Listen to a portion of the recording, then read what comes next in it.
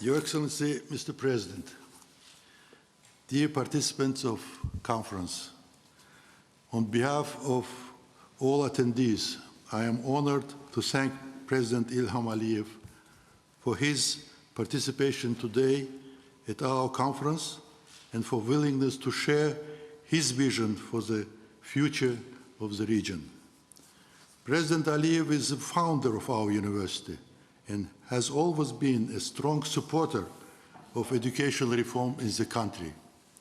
His vision for modern university in Azerbaijan and turning it into international platform for academic and policy discussions is serving our today's event very well, as ADA University is one of the main organizers of this conference.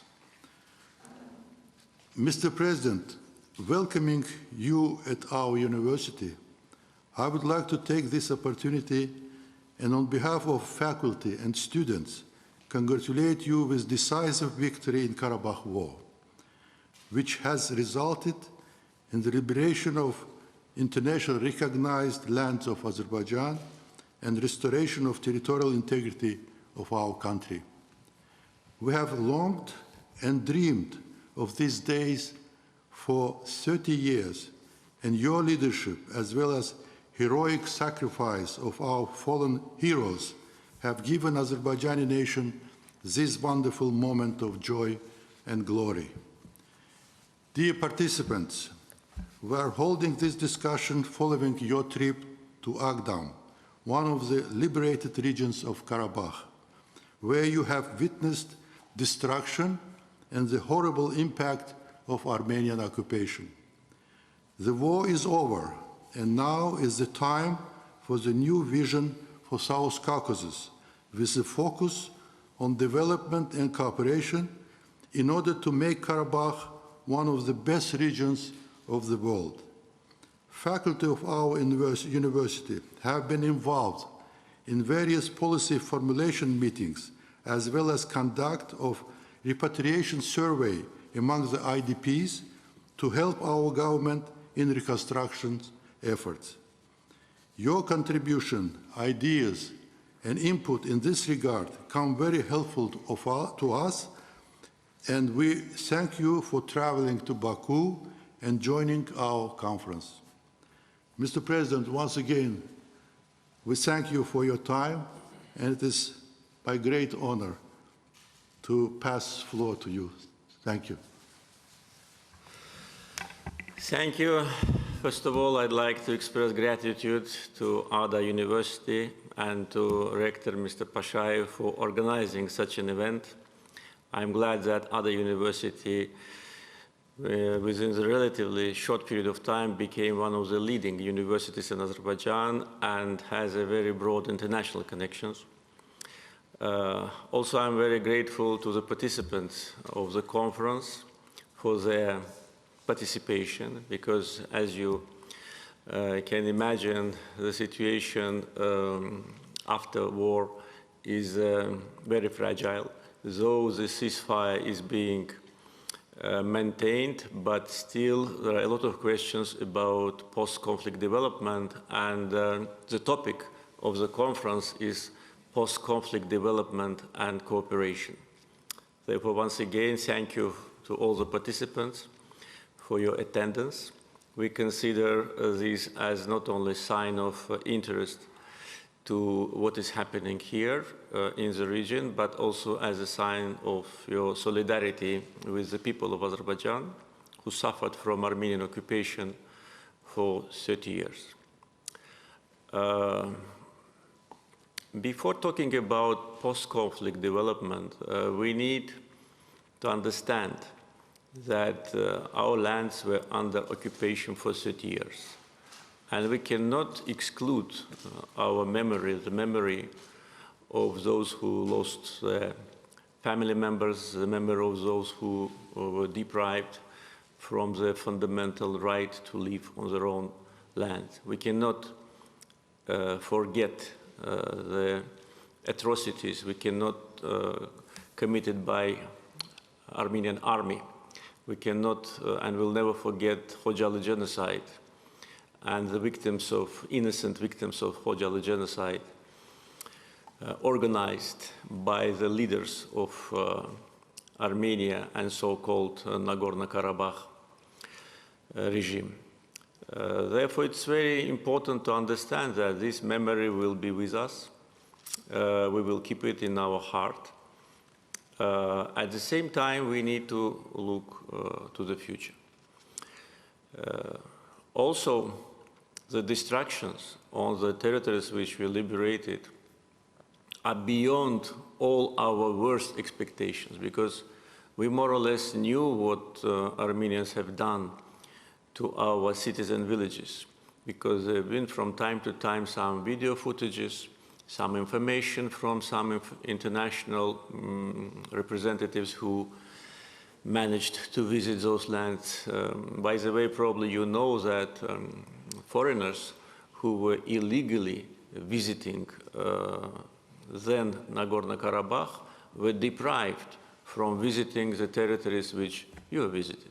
They were deprived from going to Agdam, to Fizuli, to other territories which surrounded the former Nagorno-Karabakh administrative district, because Armenian government didn't want foreigners to see the devastation and to see their hatred to Azerbaijanis, because it's clear that those destructions and devastations were done after the First Karabakh War stopped, because it's not possible to destroy citizen villages during the war. They did it deliberately in order to erase the legacy of Azerbaijani culture, in order to erase these territories from our memories, in order to change the origin of those lands. Therefore, we need to understand the feelings of Azerbaijani people. And now when we return to those lands, and when we see with our own eyes what the occupational Armenian forces did to our historical monuments, religious monuments, to our citizen villages, of course, this is a very important factor.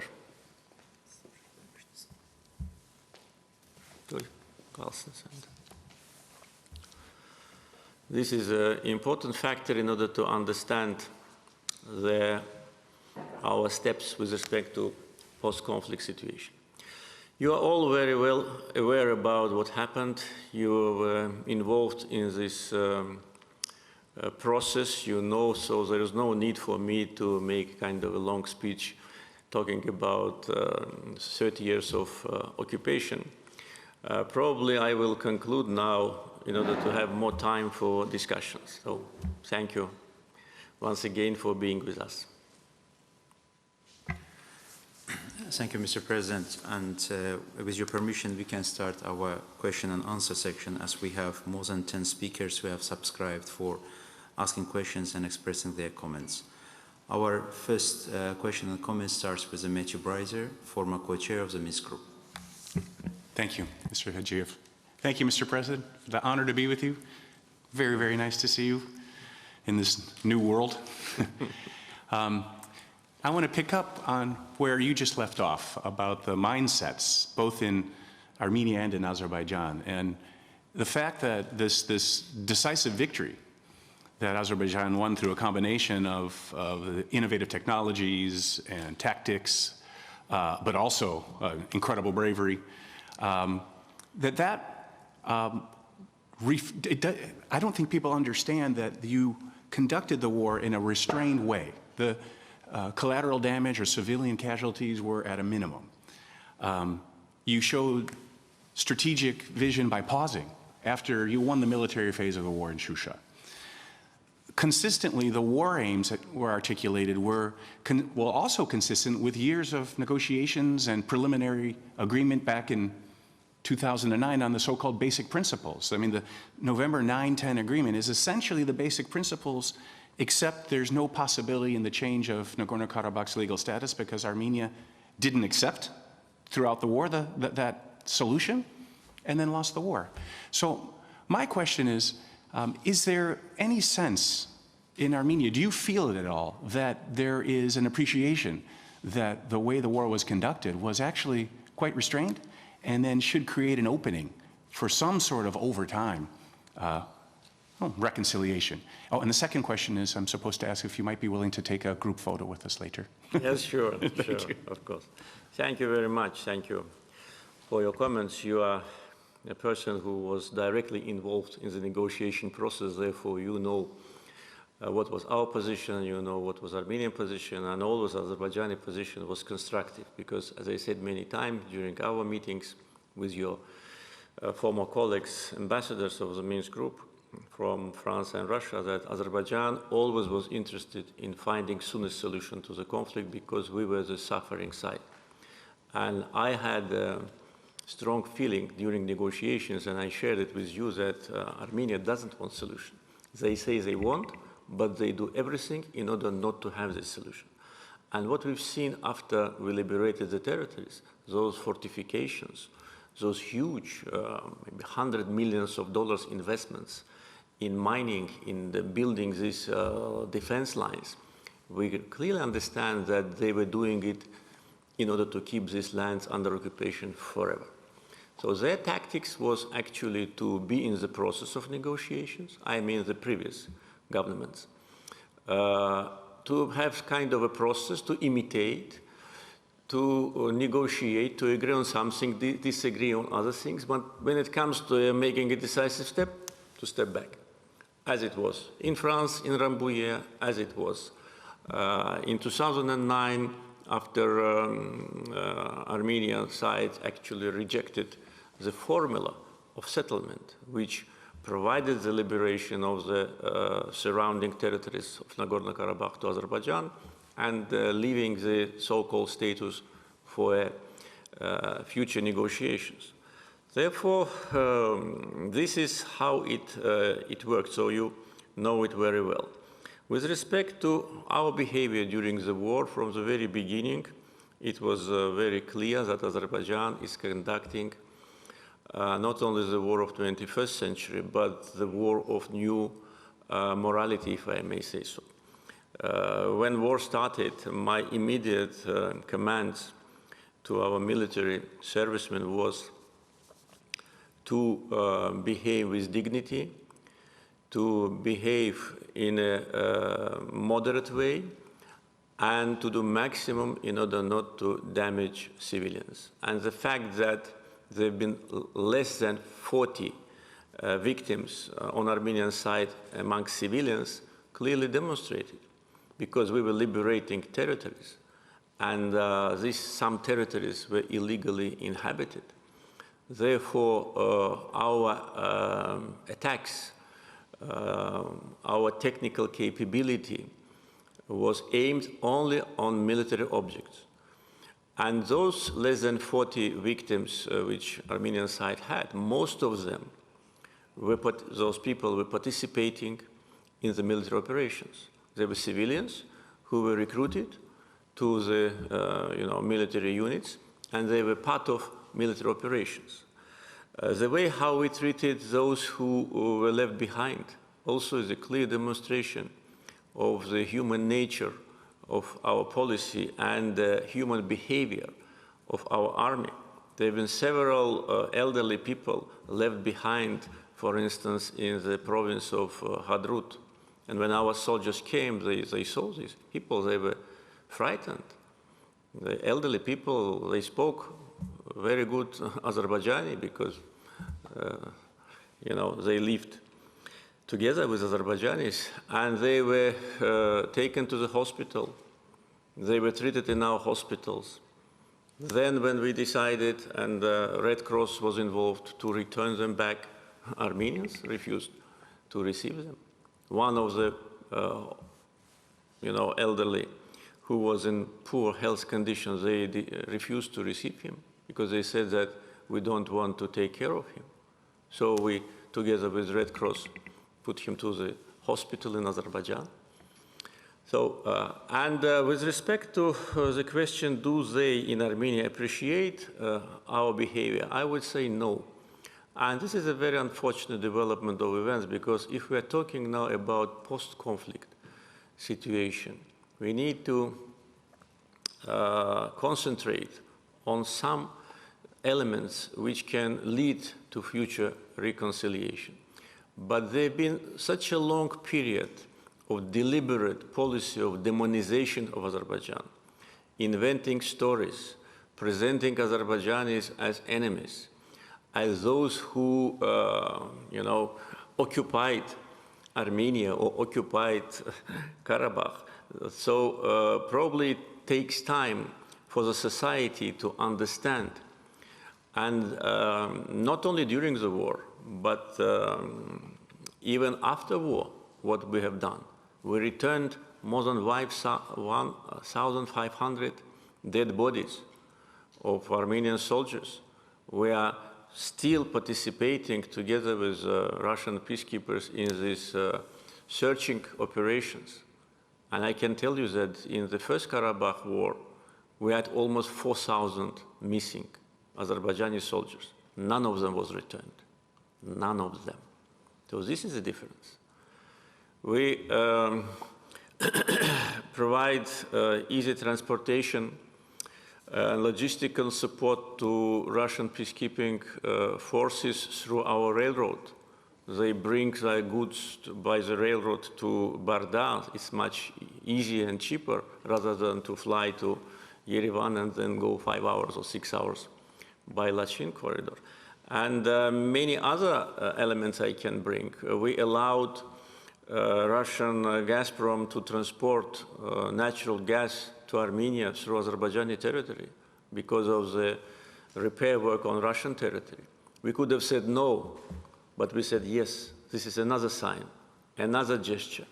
We allow Armenians to use 21 kilometers of our road in Zangilan and Kubadli district, which is a road situated on Azerbaijani territory, but was used by Armenians, and we do not block it. Did they allow us to move 1 meter to the territories which were occupied during the war? No.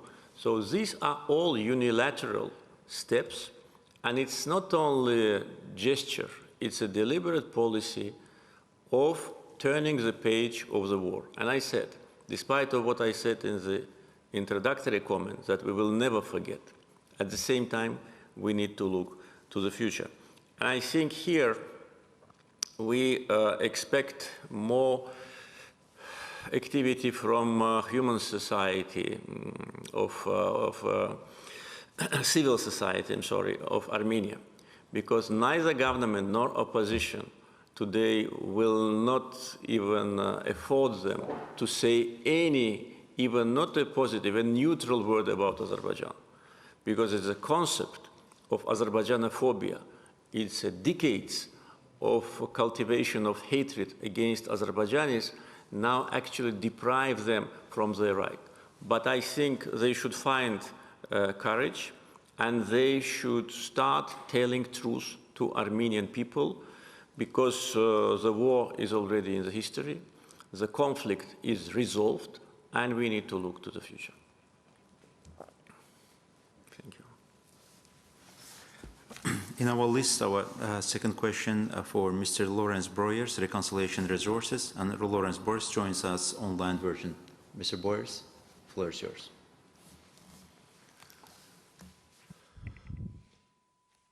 No. Can you hear me? Yes, now yes. Yeah. Thank you for this opportunity. Mr. President, in the late 1990s, there was a view in Azerbaijan that civil society and NGOs could come in and work with populations to build confidence once the conflict was solved. And I wanted to pick up on where you left off there by asking you, what is your thinking now, given that you have said that the conflict is resolved? What should be the roles of civil society and peace building in this new vision for the region? Thank you. I think that they can play a crucial role, especially with respect to what I said about my expectations from political segment of Armenian society. Therefore, it's a big room for civil society to make steps with respect to reconciliation. But I can tell you, probably you know, that even those very few representatives of Armenian civil society who speak for peace with Azerbaijan are becoming a subject of attacks and public attacks and sometimes physical attacks. They are announced as traitors. Armenian politicians call them Turks. In their political slang, probably it is a very insulting word. And they're being, frightened by politicians. We made steps of building bridges between our civil society members even during the conflict. There have been two delegations visiting Armenia, Karabakh, and coming to Baku. But after the second trip of representatives of civil society, journalists, and some members of parliament, Armenian side stopped it. And when I asked then former Armenian President Sarkisyan why they stopped it, there was no answer. Then we found out that they were afraid that there could be some rapprochement, there could be some, elements of cooperation. They were always blocking that. But now I don't think that they're in this position. But we need to be able to deliver our messages to Armenian society. Our resources are very limited. The public space in Armenia is strongly controlled by the government. And as I said, any positive sign or word about Azerbaijan is considered to be a treason. Therefore, I think that international organizations, especially those who have experience in dealing with these kind of issues of post-conflict reconciliation or normalization, confidence-building measures, I think we should count a lot on the support from international NGOs, and Azerbaijan is ready to work with them on this issue. Next one in our list, Mr. Carlo Frappi, University of Venice, Italy. Thanks, Mr. President. It's an honor being here. My question revolves around the need for reconstruction again, and how Azerbaijani partners may be helpful in that, and particularly on Italian-Azerbaijani relations. 2020 was a watershed in our relations. This is not only because of the inauguration of the Southern Gas Corridor, finally, but I would say it's the result of a wider engagement, especially as a result of the state visit last February in Italy, which can be seen as a watershed. Declaration, a joint declaration on a multidimensional strategic partnership was signed, whereby, I would highlight this, Italy for the first time made an open commitment to Azerbaijani territorial integrity. So somehow, even with a departure from previous policy of equidistance, and also somehow kind of departure from what our European friends were doing and are still doing. So this kind of commitment was symbolically reiterated also in the aftermath of the war. I remember this very high-profile visit to the liberated territories by a high-profile Italian delegation. And on that occasion, Mr. President, you said that you expressed Azerbaijani determination to closely work with Italy on this reconstruction process. So my question is, what is currently the state of the art? And especially what we may expect in the coming future, and how Italy can be helpful, not only in the reconstruction process, but also in this need for reconciliation. Thank you so much. Thank you very much. I fully agree with what you've said about our bilateral partnership. Italy for us is a very close friend and partner.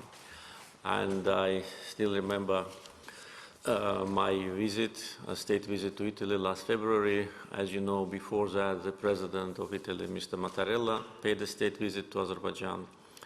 And my visit was also kind of continuation of our strategic dialogue. And as you said, we signed a document on strategic partnership. By the way, it's the second. We already signed one. It was signed several years ago. So this really demonstrates our mutual commitment. And also, as you correctly mentioned, we are very grateful to Italy for their straightforward, just approach with respect to the resolution of the conflict, which we know that was not easy to articulate, especially in the European Union family, where there are very strong, powerful Armenian supporters who always tried to put on the same scale the victim of occupation and occupational forces. So that was really a very important sign of cooperation. And also I can tell you that we have already with 9 EU member states signed documents on strategic partnership. I think some of them were also encouraged by what we've done with Italy.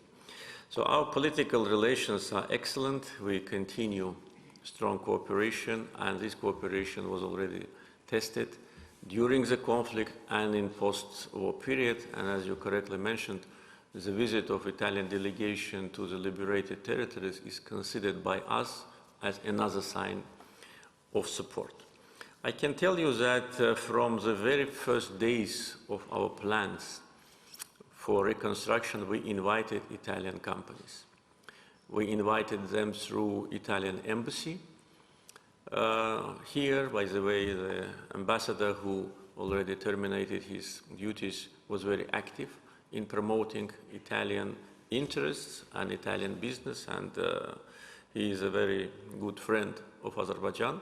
So we approached Italian embassy in order to give us some recommendations. With respect to Italian companies, we had previous contacts because Italian companies implemented big projects here, petrochemicals, refinery, construction, architectural projects. And they already started. They already started, and we want to expand the presence of Italian companies. As I said, after war, we will invite companies from friendly countries. And this is natural, because the period of war was a kind of a clear indicator for us who is who. Of course, we had some assumptions. We more or less could predict what will be the position of this country or that country, but to say 100% we were not sure, but the war made everything clear.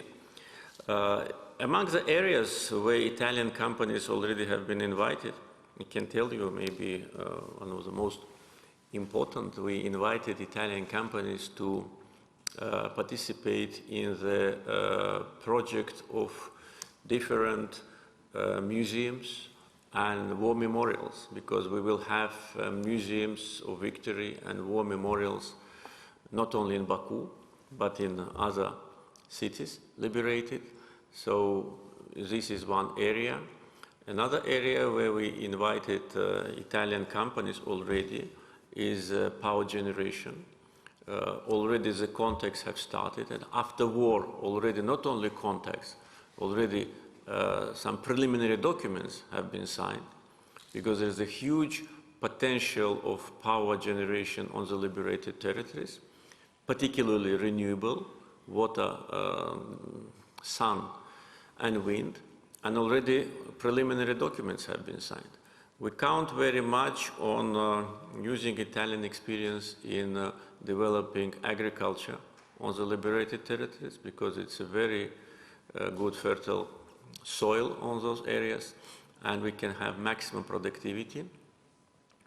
And I can tell you that now, at this moment, among foreign companies, we have only Turkish, Italian, and British companies who already are working with their Azerbaijani counterparts.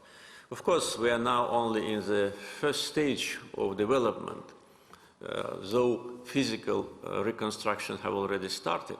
Infrastructure projects have already been launched, but there'll be huge potential for the future. And of course, there'll be more other companies from different countries. We want all our friends to be part of reconstruction, all our friends to benefit from these opportunities, because we as a nation and we as a government are very grateful. This is our nature. If someone does us something good, we will always keep it in our heart and we'll try to do everything to reciprocate. So taking all that into account, our friendly relations, strong political ties, great experience of Italian companies, and also our plans to restore our historical and religious sites. And Italy is a world center of culture. That's my opinion. I'm sure you share it with me. Therefore, there'll be huge and diversified opportunities for working together. Nigar Göksel, International Crisis Group, Turkish branch. Cenab President, yesterday we were in Agdam and we saw the massive physical destruction, but we were also able to imagine the tragedy of the lives torn apart and the sort of the human cost. And I imagine, besides the reconstruction, when the local people of Agdam return to their homes, it's going to take some time and effort for them to build trust with the Armenian villages nearby to be able to interact. So I was wondering what kind of steps you expect from the Armenian side, also the Armenians in Karabakh, to build that trust again so that they can live side by side without peacekeepers, inshallah, one day. And also, in the bigger picture, I was wondering whether in the short or medium term, you think it would be useful for Turkey to open its border with Armenia, both for regional integration and to address the demonization and the Turkophobia that we see so rampant in the society. Thank you. Thank you. Of course, it is difficult to predict how Azerbaijanis and Armenians will interact in the future. I think to a large degree it will depend on the will and political wisdom of politicians. Because I think we need to be more active here and in Yerevan in order to try to build bridges. Of course, if Armenia wants that, we don't know what are their intentions. They never elaborated on that. I already on several occasions made it very clear that we consider the page of the conflict turned down. We even can talk, and I already said it a couple of times, about possible peace agreement with Armenia. And this is our plans. But we do not have any messages of this kind from Armenian side. Armenian Prime Minister is silent. Armenian Foreign Minister is very aggressive. And Armenia is not in this situation now to afford themselves to be aggressive against Azerbaijan. They should remember that what happened during the war. Armenian opposition is actually now in hysteria, and Azerbaijanophobia, Turkophobia became one of the main, it always was very important, but now it's, I think, the only factor. And I'm sure that they will build their election campaign on Azerbaijanophobia, Turkophobia, on the feelings of revanchism. Therefore, we cannot establish this interaction unilaterally. Our position is clear. We are ready for that. It will not be easy. Those refugees who will, former refugees who will return to Agdam and other territories, they will see what Armenians have done to their lands, to the graves of their beloved ones, to their religious monuments. What will they feel? I can't predict. I felt the same, you know. And when I was approaching the line of contact during the war and was only able to see Agdam through, you know, lenses through binocle, and when I went there to all occupied territories, yes, I'm president, I must be, you know, in line with my duties, but we are all people, we have feelings. We can hide them, we can, you know, control them, but sometimes it's very difficult.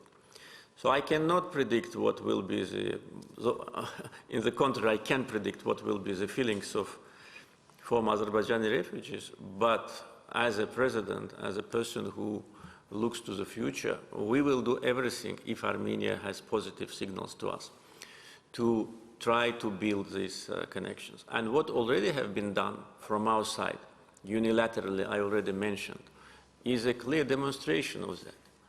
And believe me, we could have not allowed any of these things happen, and nobody could have forced us. We did it deliberately. So this is as far as the first question is concerned. With respect to the second question, we see some signs and some very low voices in Armenian establishment about reconsidering their policy towards Turkey.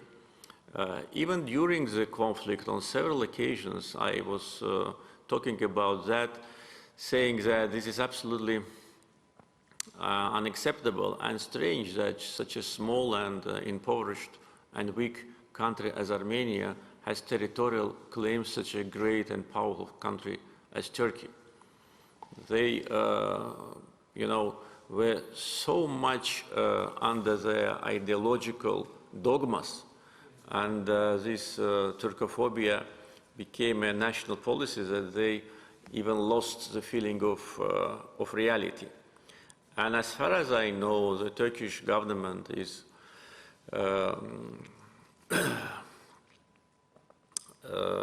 planning their steps in a very constructive way, but of course they need to have adequate response. First, what Armenia should do, they should refrain from territorial claims against Turkey. They should rewrite their constitution.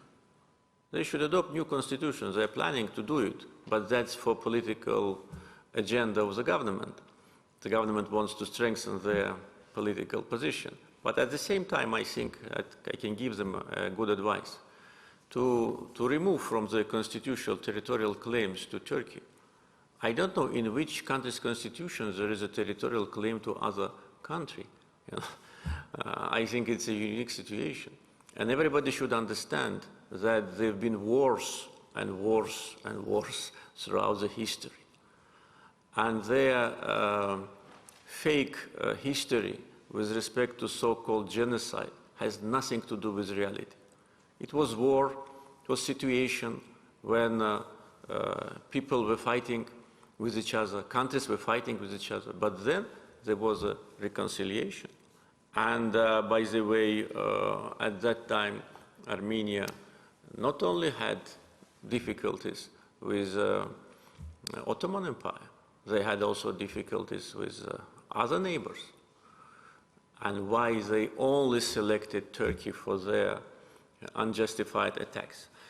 So Turkish government on several occasions publicly offered, some creation of some joint groups of historians to look impartially, objectively to these issues. But they reject, because why? Because they need this fake history in order to get political dividends. They were exploiting this fake story in order to get protection, in order now to get some assistance from some countries. So that's my position. At the same time, what I can add, of course I cannot speak on behalf of Turkey, but what I can say, it's not a secret, that as you know, today we are discussing the unblocking of communications, and particularly Zangezur corridor. And Zangezur corridor cannot be unblocked without Turkish agreement and their participation.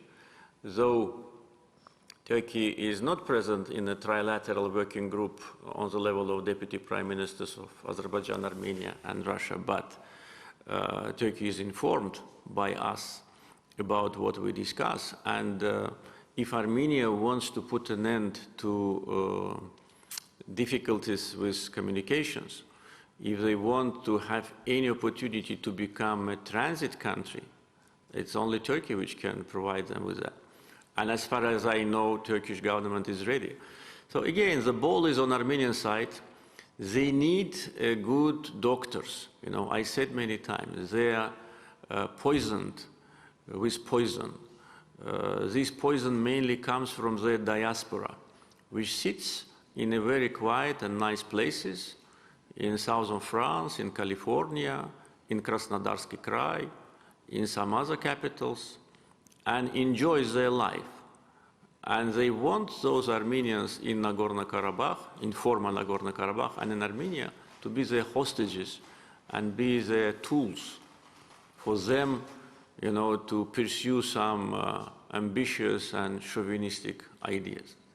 Armenian society needs to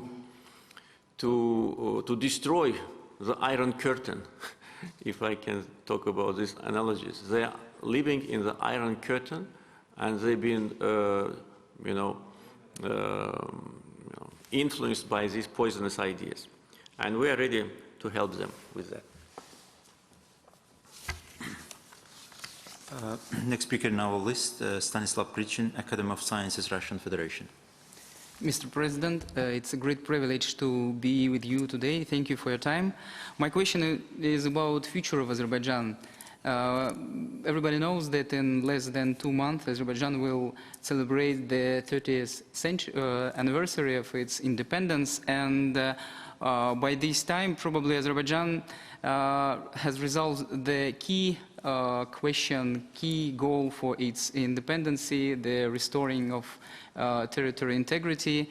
And from my perspective, now the time to set up the long-term goals for the next 30 years. And in this regard, I would like to ask you how your vision of the future of Azerbaijan, which goals now Azerbaijan as a state sets up for the future. How do you see Azerbaijan in 10, 20 years in terms of GDP, development of economic and strategy generally as a state? Thank you very much. Thank you. In order to answer these questions, we need probably a special session for several hours. But I'll try to be very brief. We actually have elaborated the mid-term and long-term development strategy for Azerbaijan even before the war. And of course, the liberation of territories will be additional opportunities, because though the restoration of the territories will demand a lot of resources, but at the same time, these resources will be spent in Azerbaijan. They will stimulate business, they will stimulate construction sector of our economy, they will create jobs, they will create opportunities, they will create additional values in agriculture. Therefore, now we, in a way, have two development programs.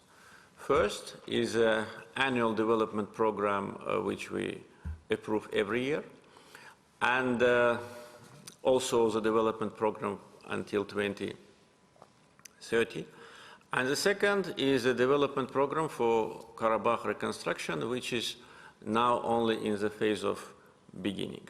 So now our governmental structures work on combination or coordination between two in order not to spend twice for the same purpose. And for that purpose, in the liberated territories, we are now introducing an absolutely new model of governance.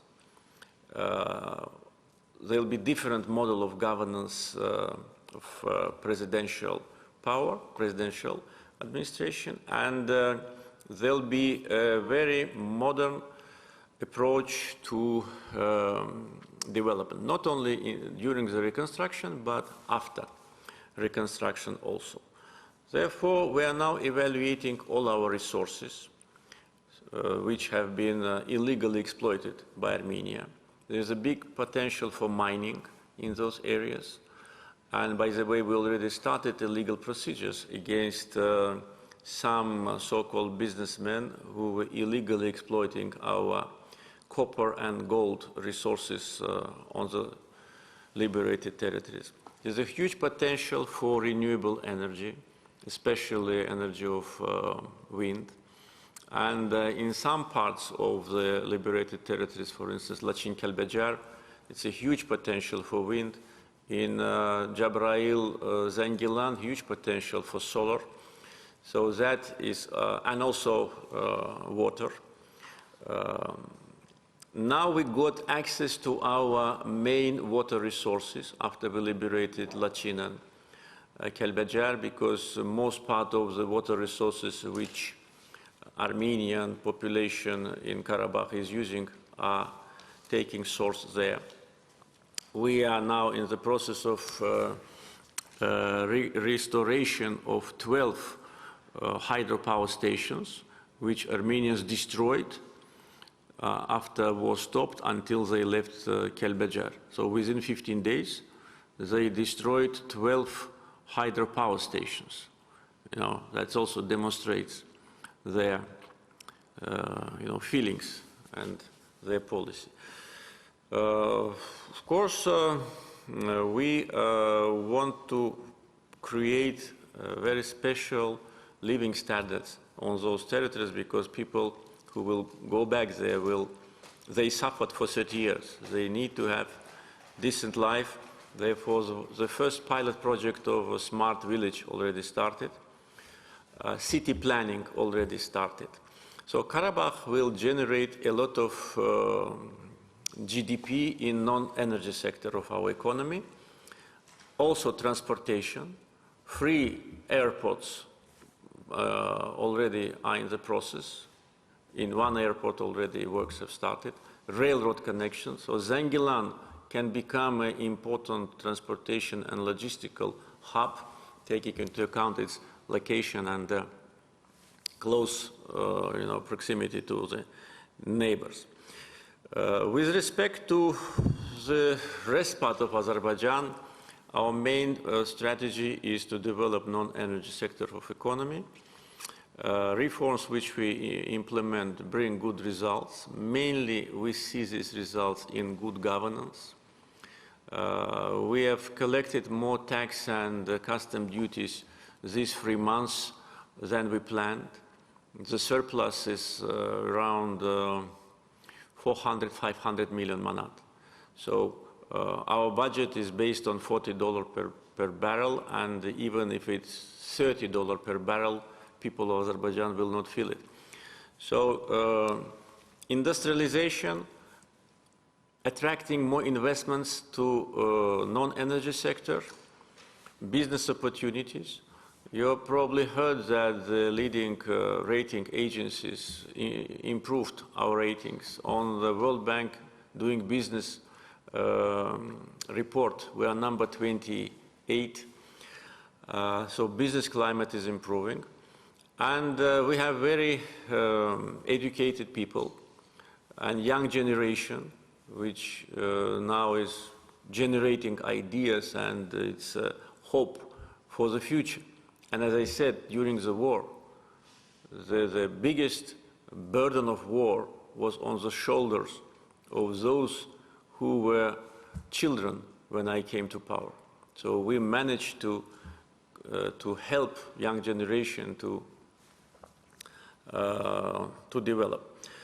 And taking into account energy resources and completion of all major oil and gas pipelines, that will feed our economy with additional sources of supply. We do not depend on foreign aid. Our foreign aid is something around 18% of GDP, and I put a target to reduce it to 10% of GDP, which will be then one of the best results in the world. We have very low rate of poverty, around 5%. When I came to this position, it was 49%. So we actually feel that we will be able to implement all our plans, which is with a strategic vision. But for that, we need stability not only inside Azerbaijan, which we have for already 28 years, but we need stability beyond our borders. And now one of the main concerns will be our steps in order to minimize risks. We have taken obligation of the chair of non-aligned movement with a great success, and our international efforts in the region led to creation of new formats of cooperation, or really trilateral cooperation with Turkey, Russia, Turkey, Iran, Georgia, Turkey, Russia, Iran. So this is also contribution to stability and predictability. And of course, there should be zero risk of revenge attempts from Armenian side. If they do it, as I said, we want peace, but we will destroy them completely. Destroy them completely and let them not forget what I say now. Sven Carnell, Institute for Security and Development, Sweden, and Sven Carnell joins us online. Sven, the floor is yours. Thank you very much. Hörmətli Cənab President, first of all, allow me to congratulate you and the people of Azerbaijan on the restoration of Azerbaijan's territorial integrity. It is clear that this historic achievement has changed the politics of the Caucasus region and far beyond. Most importantly, I think it has showed to the world the capabilities of Azerbaijan and the resolve of the Azerbaijan statehood. It has proven that Azerbaijan is not an object of some real or imagined geopolitical games between great powers, but actually a power and an actor in its own right. And I would add, this is a trend we're seeing across the region, with increasingly several states developing into real actors, such as Uzbekistan and Kazakhstan, alongside with Azerbaijan. As this is becoming clear, Mr. President, my question is, how will this impact Azerbaijan's foreign policy, its relations with surrounding countries, including regional powers, but also the countries to the east of Central Asia with whom you share many interests? Thank you. Thank you very much. Thank you for your comments and for your congratulations with respect to restoration of territorial integrity. And you're absolutely right. We demonstrated our capacity, which I'm absolutely sure was not known to many members of the international community. Actually, all these years, we were doing our homework in a quiet atmosphere. It was not that we were hiding something. No, everything what we've done was done openly. But we were not trying to advocate for us. We were not trying to make presentations, to make some PR actions. We were doing what was right for the country, for the people, addressing a lot of social issues, resettling refugees, providing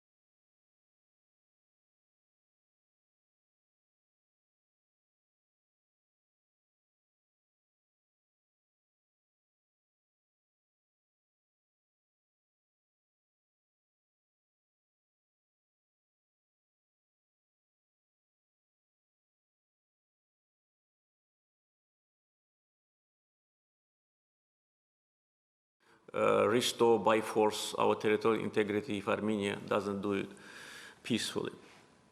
So war was a kind of a concentrated implementation of our capacity. And we never overestimated ourselves.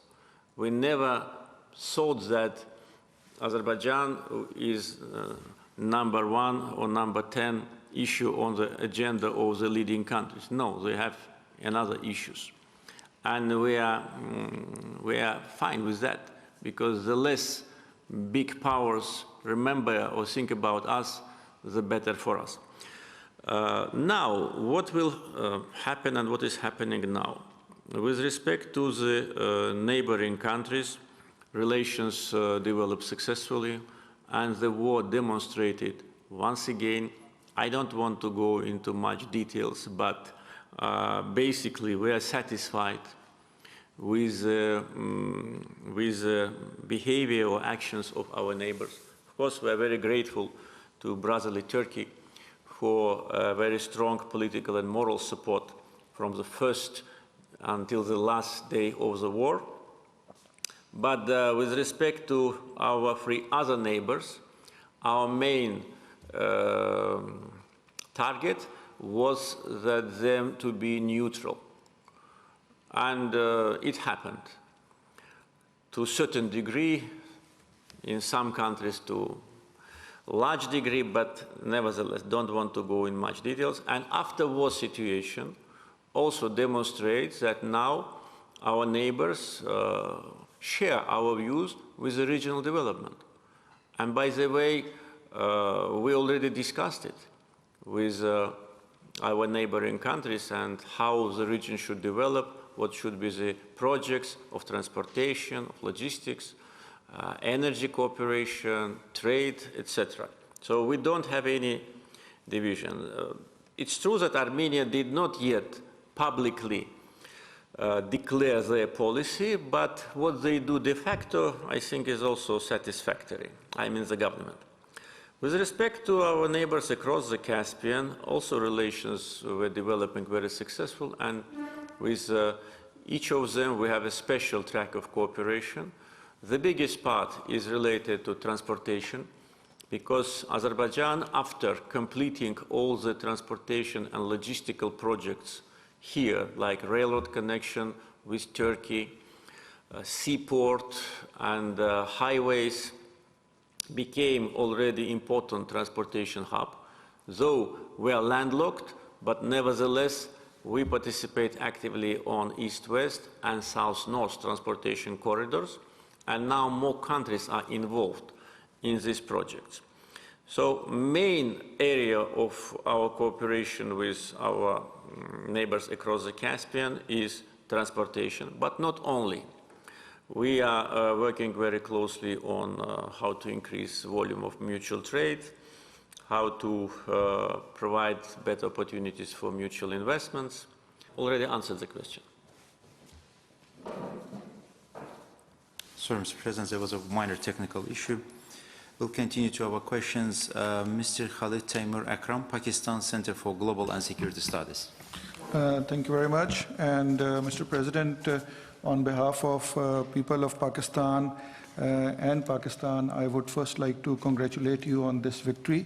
And people of Pakistan are very proud of you. And you have become a celebrity in Pakistan, because every day you are in newspapers in Pakistan, and now even in the international relations departments of various universities, big universities in Pakistan, they are studying the Karabakh war and the success of Azerbaijan. So in Pakistan, we are very proud of you and the Azerbaijani nation. So coming over to my question, sir, during the last 44 days war, Azerbaijan was fighting only in its own territory, precisely targeting the military positions and military equipment of Armenia in the occupied territories. But Azerbaijan was faced with the constant war crimes of Armenia. Armenia deliberately targeted densely populated areas and civilians of Azerbaijan in the 44 days of war. We remember the ballistic missile launched to Ganja, Tatar, Barda and other cities. And recently from the media we saw that the remains of Iskander M ballistic missile, and which was found in Susha, launched by Armenia.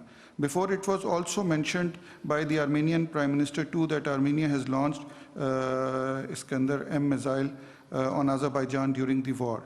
This ballistic missile is very dangerous and can carry a nuclear warhead also. What is your opinion on it, and what should be the actions of the international community on this action? Thank you. And sir, my last request is, after this, I would like to have a picture with you. Yeah, sure, we'll do it. Thank you. Yeah, definitely. I think our cameraman took the note of that. Probably they should look for a place where we can have a picture together.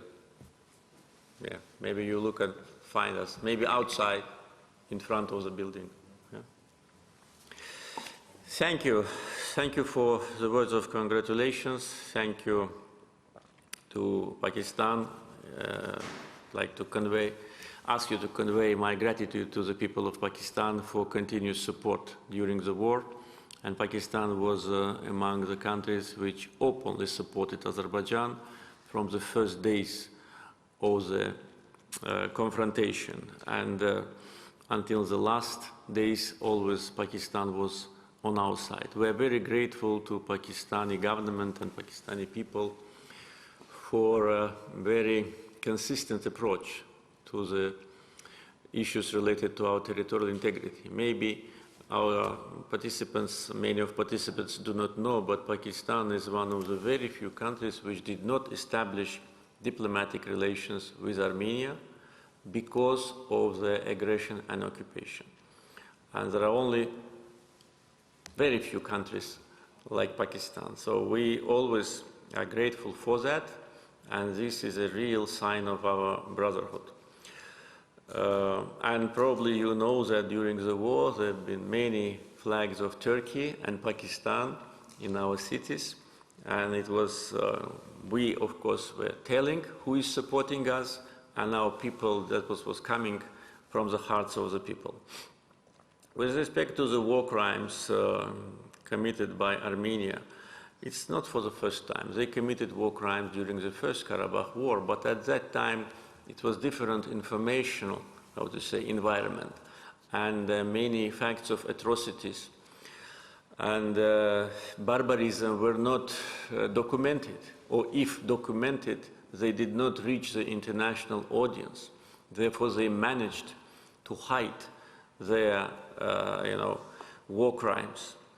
And that time they were, it was not only Khojali, it was many other villages, like village of Aghdaban in Kalbajar. Not many people in the world know about that, but that was more or less the same. They were killing and burning innocent civilians, and many other villages have been victims of Armenian barbarism. And during the Second Karabakh War, as you said, it was in front of the eyes of the international community how they bombed our cities and villages. And not only with ballistic missiles, they were bombing with artillery and mortars every day. The city of Tartar, which is a small city, 16,000 bombs were thrown on Tartar. They even bombed the ceremony of, on the cemetery, killing a family. They were bombing Barda, they were bombing Naftalan when they killed a family of 5. They were deliberately attacking our cities and villages, and they thought that they will stop us by doing that. We did not do the same.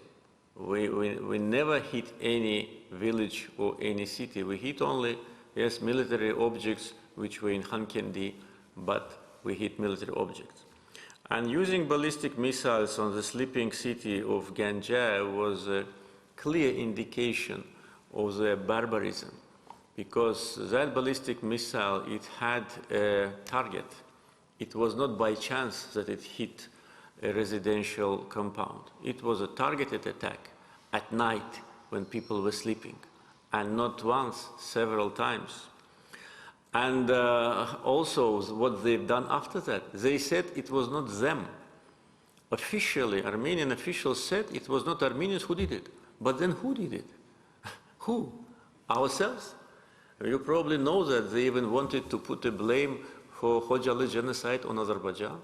They were inventing these stories and trying to persuade the international community that Azerbaijanis themselves killed innocent victims in Khojaly. And they did the same with respect to .U and Elbrus missiles. They even hit Khizi, which is situated 100 kilometers from Baku. They wanted to reach Baku. They were attacking Gabala. Gabala is far away from the area of conflict.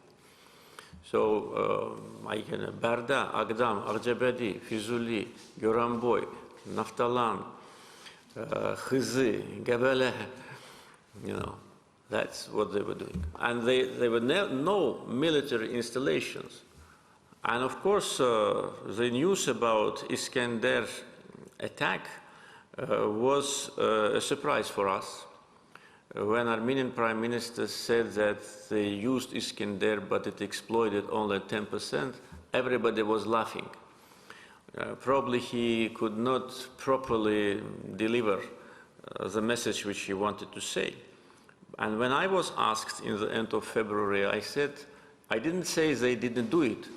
I said we did not detect it. It's different things. And at that time, we did not detect it. But after he said that, after former President Sarkisyan said that they launched Iskander, but he was regretting that they did not launch Iskander on our pipelines. You know, this war criminal Sarkisyan, whose hands are in blood of innocent victims of Khojaly, was accusing Pashinyan that they did not hit the pipelines. Then former Chief of Staff of Armenian Army, Mavsisyan, or I don't remember his name, he said they used. And then we had a video footage, how they launch Iskander missiles. And I gave instructions to search, and we found it. And why we didn't find it before, I don't know, because, you know, it was snow in Shusha. After war, it started snowing. And even when I was there in January, in February, it was snow. So after snow melted, it was found. So what happened after it was found is very strange. There has been a comment of the Armenian Army Chief of Staff. He said that he cannot comment on that. How should we understand it? Yes or no? Probably yes. Because if it was no, he would have said, no, we didn't. If he said, I cannot comment, it means yes, they did it. There was a comment of the former defense minister of Armenia, who said that he cannot tell it because it's a war secret. You see the level of these people. You know, these people were people who were making decisions about, you know, military actions. And saying that it was secret means that, yes, they did it. But unfortunately, we did not get any answer from Russia. Because, as you know, Russian official representative of Ministry of Defense, when Pashinyan said that they used it, said no. Well, Pashinyan is the Prime Minister of Armenia. He says we use it. And Russian official from Ministry of Defense says, no, they didn't use it. So what does that mean? Does that mean that Russian Defense Ministry control Ministry of Defense of Armenia? Is that the meaning of what Mr. Konashenko said? So when he said Armenia did not use it, all Iskander are in the storage. How do they know? Do they control Armenian storage? If they control Armenian storage, then who is in disposition of these missiles? Then there was a statement of press secretary of Mr. Putin, Mr. Peskov. He said that Iskander was not used. Iskender is here, you can go and see. It's about 15 minutes. I saw it myself yesterday at the Military Trophies Park. It is not only Iskender, it is Iskender M, which Armenia army could have never had. I can tell you more because we've been waiting for a long time. I can tell you more because this is such a sensitive issue that I cannot hide it from Azerbaijani people and from nowhere. I raised this issue during my telephone conversation with Mr. Putin on the 1st of April. This was not part of the official disclosure of telephone conversation because we gave the same disclosure of the conversation as they did. You can compare it. But I asked this question. I said that we need to know the answer. The people of Azerbaijan, they need to know the answer, what happened. And it's already almost 2 weeks. On April 4th, our defense ministry wrote an official letter to Russian defense ministry with this respect, providing them with photo, video, and other materials, asking for response. What are these rockets, missiles, and what happened? And it's already 9 days have passed. There is no answer. A group of Azerbaijani journalists wrote an open letter to Russian embassy in Baku. And this letter is open, probably you've seen it. No answer. Iskender is here, Iskender M, which was not supposed to be exported to anywhere. How did it get to Shusha? From where it was launched? Who launched it? We are waiting for answers. I can tell you one more thing, that to some questions, answers we already have.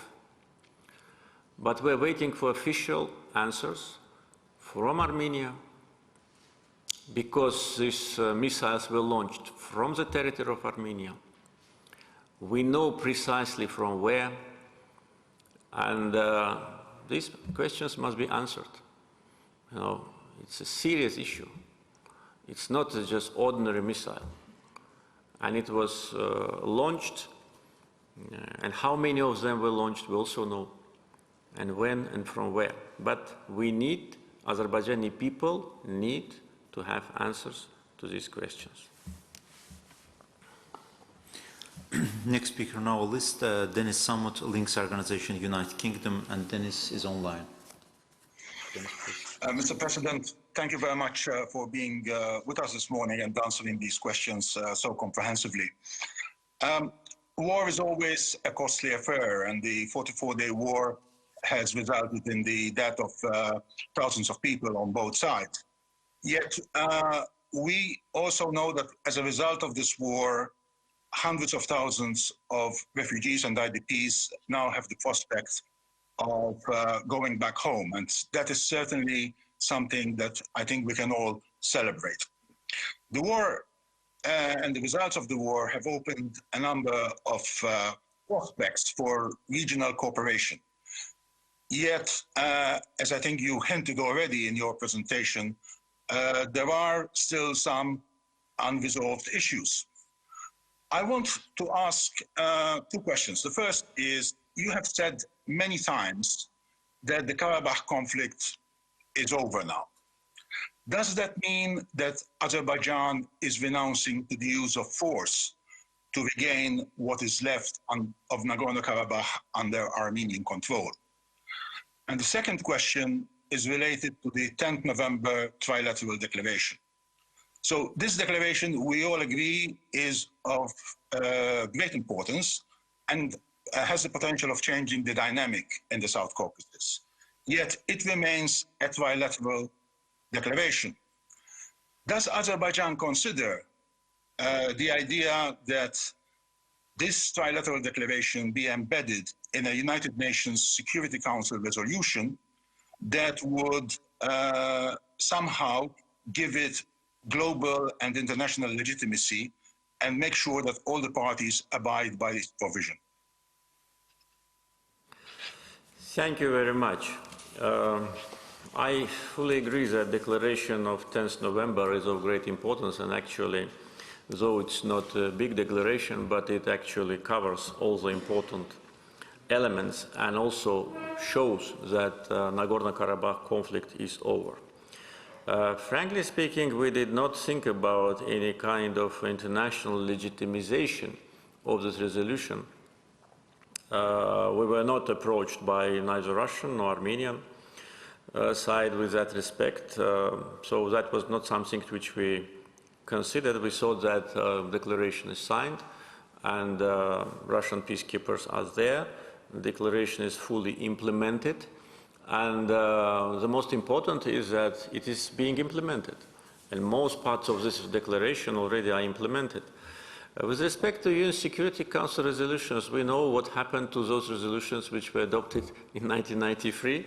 They've been on paper and would have been on paper maybe for 30 more years if we did not do what was right on the battlefield. Therefore, what it will add to what we have? We have declaration. Azerbaijan is implementing all the items.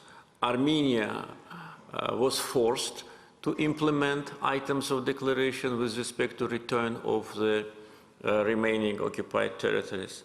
And Russia is providing the peacekeeping, peacekeeping services. With respect to use of force, against the territory of Karabakh, which is now inhabited by Armenians, no, we don't have such plans. I said Nagorno-Karabakh conflict is over. It was resolved. Those Armenians who live now in the territory controlled by Russian peacekeepers, we consider them as our citizens. And what we've done so far with respect to our humanitarian assistance, logistical support, demonstrate these intentions. I can tell you even more. Today already there are contacts on the level of some experts with respect to the issues related to water management, because for many years, for 30 years, we were deprived from the water of Terter River because of the 2 water storages which were controlled by separatists. So one of those water storages have been liberated, and now we have full access to Terter River water. And now, to a certain degree, those who live under Russian peacekeeping control, they need more water cooperation with us. So it started. So in this respect also, Azerbaijan behaves constructively.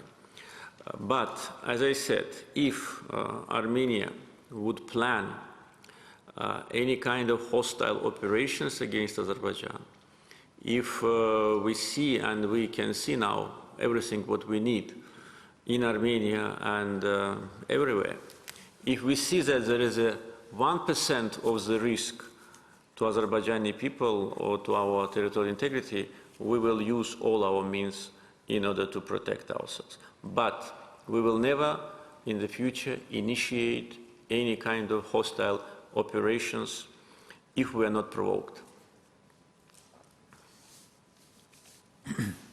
Now, the George Chimradze, Georgian public broadcaster. Thank you, Mr. President, for your time and for this meeting. And I would like to express my appreciations to the organizers to inviting me here and to having this opportunity to give you a question. Let me move you back to the cooperation, regional cooperation. And so soon after the war ended, Mr. President Erdogan of Turkey visited Baku, and he once again raised the question of the regional cooperation known as the 3+3 format, which is actually it counts about 1 decade, more than 1 decade of its existence, but I believe that he decided that this is a good time to raise this question. So I would like to stress your attention toward this cooperation and the prospect of this kind of cooperation, especially with the perspective of one particular potential participant of this format. I speak about Georgia, and you mentioned it before that you have discussed some kind of cooperation prospects with your colleagues from the regional countries, and how much do you believe that Georgia can participate in this kind of project, in this kind of cooperation, while it has quite a complicated relations with Russia on one hand, and on the other, it has its aspirations to integrate in the Western community, and we know while that the Western community and the regional big powers relations so far are continuing to deteriorate. Thank you. I was actually supposed to discuss this issue with Georgian Prime Minister yesterday, but unfortunately he got coronavirus. I wish him good health and soonest recovery. His visit was scheduled on 12th of April, but of course after he got coronavirus it was postponed. Therefore, I did not have a chance to talk to him directly about that. But as soon as he recovers, we'll be waiting him to visit us. But with other neighbors, with President Erdogan, with President Putin, I discussed it openly, and also there have been discussion on the very high levels of officials of Azerbaijan and Iran. And with and I see that there is no difference in our approach. Azerbaijan, Turkey, Russia, and Iran share the same approach to regional cooperation, and the main area of concentration now is transportation, because it's a situation which is called win-win. Everybody wins from that. Armenia silently is also in the boat, but publicly they say no, because of what I already said, this, disease which they need to treat, Azerbaijanophobia and Turkophobia. So what could be the advantages of this cooperation for countries is very obvious. And I think Armenia is a country which also will get a big share of advantage, because today they don't have a railroad connection with Russia, they don't have railroad connection with Iran. There was one unrealistic plan to build a railroad from Armenia to Iran, but I think they calculated and saw that it will cost $3 billion. Good project, but who is going to pay? That's the question. So that project has been already abandoned. Any possibility of connection with Russian railroad through Georgia, I think, is not realistic because of, you know better because of what. And through Azerbaijan, it was not possible also. So if this project happens, Armenia will have access to Russia, to Iran, and also potentially to Turkey by railroad. And that will, of course, create additional opportunities for development of the country. Azerbaijan will connect its railroad with Nakhchivan through the Zengezur corridor and with Turkey, though with Turkey we have already connections through Georgia, Baku-Tbilisi-Kars. And Russia will have an additional connection with Turkey through the territories of Azerbaijan, Armenia, and Iran with Armenia. And also that could be part of the south-north transportation corridor from Iran to Russia, because you probably know that the last segment of the railroad on Iranian territory, Astara-Rasht, is not built. There are works going on there. But we are planning to build a railroad connection to our border with Armenia within the next 2, maximum 2.5 years. This is for sure will be built, because already we allocated the budget and the work have started. As soon as it is done, and 40 kilometers of Zengezur also, but that should be done by Russian railroad, because Armenian railroad belongs to RZD, Russian railroad company, and we already got information that they're planning to do it. So it's South-North corridor through Armenia also, through Nakhchivan, Armenia, Zangilan, etc. Therefore, this is obvious advantages, and we need to work in these directions. With respect to Georgia's reservations, I heard about them. I cannot say anything about that. I need to talk to Prime Minister to listen to his position. But Georgia for us is not only a strategic partner, but a brotherly country, very close country, country which today Georgia and Azerbaijan play extremely important role for European energy security. So I think we can find a proper format of cooperation. Our intentions are that. With respect to tensions between Western countries and some regional countries, this is not something new. It has been always, it has kind of periods of aggravation, recession, but it's something which is permanent here in our region, so we are used to that. I don't think that this kind of misunderstanding or confrontation or whatever will seriously damage our plans. We all very well remember as some of our Western partners were acting against construction of Baku-Tbilisi cars, trying to involve Armenia in this project so that the road goes not through Georgia but through Armenia. I remember when I worked in a state oil company of Azerbaijan how Western partners were advocating construction of the pipeline, not through Georgia, but through Armenia. I'm a witness and participant of all that. And how difficult it was for us to build this pipeline because World Bank for 1 year stopped financing because of that. So, but did it change anything? No. And it will not change anything now. Therefore, I think those who do not support it, okay, let them not support it. We don't mind.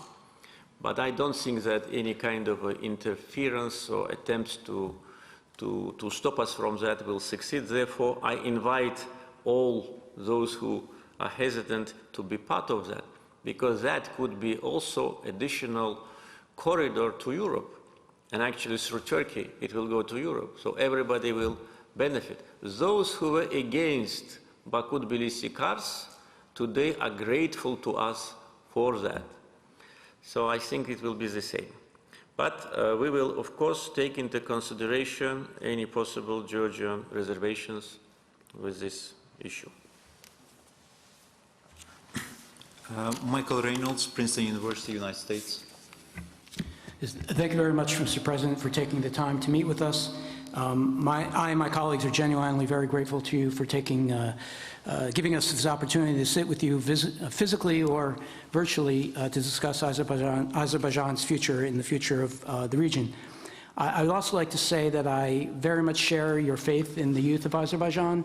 The students I've met at ADA and other Azerbaijani universities have impressed me, and I hope that we can continue to develop ties with the educational institutions in Azerbaijan. And I can say that I am genuinely, given the quality of Azerbaijan's youth, as well as the opportunities that have now been opened up for Azerbaijan and for the region with Azerbaijan's victory, I'm genuinely optimistic about the future of this country, and I am also optimistic about the region. For my question, I'd like to return to the issue of territory that you touched on in your response to Nigar Hanım. As an outsider to this conflict, an outside observer, I can say that I think one of the prime drivers of the tension between Armenia and Azerbaijan has been the expansive Armenian claims to territory. Again, I don't need to tell you, but just to go over it, first Armenia claims the territory of Mountainous Karabakh, then they started to claim the territories surrounding provinces. And then, as you mentioned, they also went on to then threaten the possibility of taking more territory from Azerbaijan. And then in August of last year, began revising claims to eastern Turkey. This is, I think, delusional, it's irresponsible, it's extraordinarily provocative, and I honestly don't know how to describe it, perhaps, but as madness. During the recent war, some Azerbaijanis made reference to Yerevan and other parts of the territory of today's Republic of Armenia as being Azerbaijani lands. And as an historian, I know that there is, in fact, some historical truth to that claim. And I also understand that in the context of a conflict where one side, Armenia, is making these outlandish, delusional claims to vast amounts of territory, there may be utility in reminding them that, look, you're not the only one who can play this game.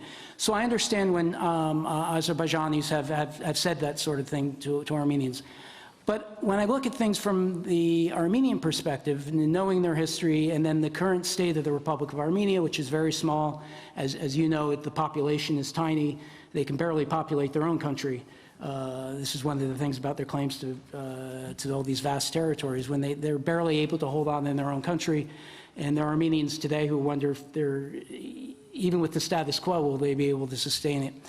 So my question is this: will Azerbaijan refrain from making insinuations that the territory of the concurrent Republic of Armenia belongs to Armenians, or will it refrain from making insinuations that this land is historically Azerbaijani and that Azerbaijan might one day wish to take that territory? Thank you.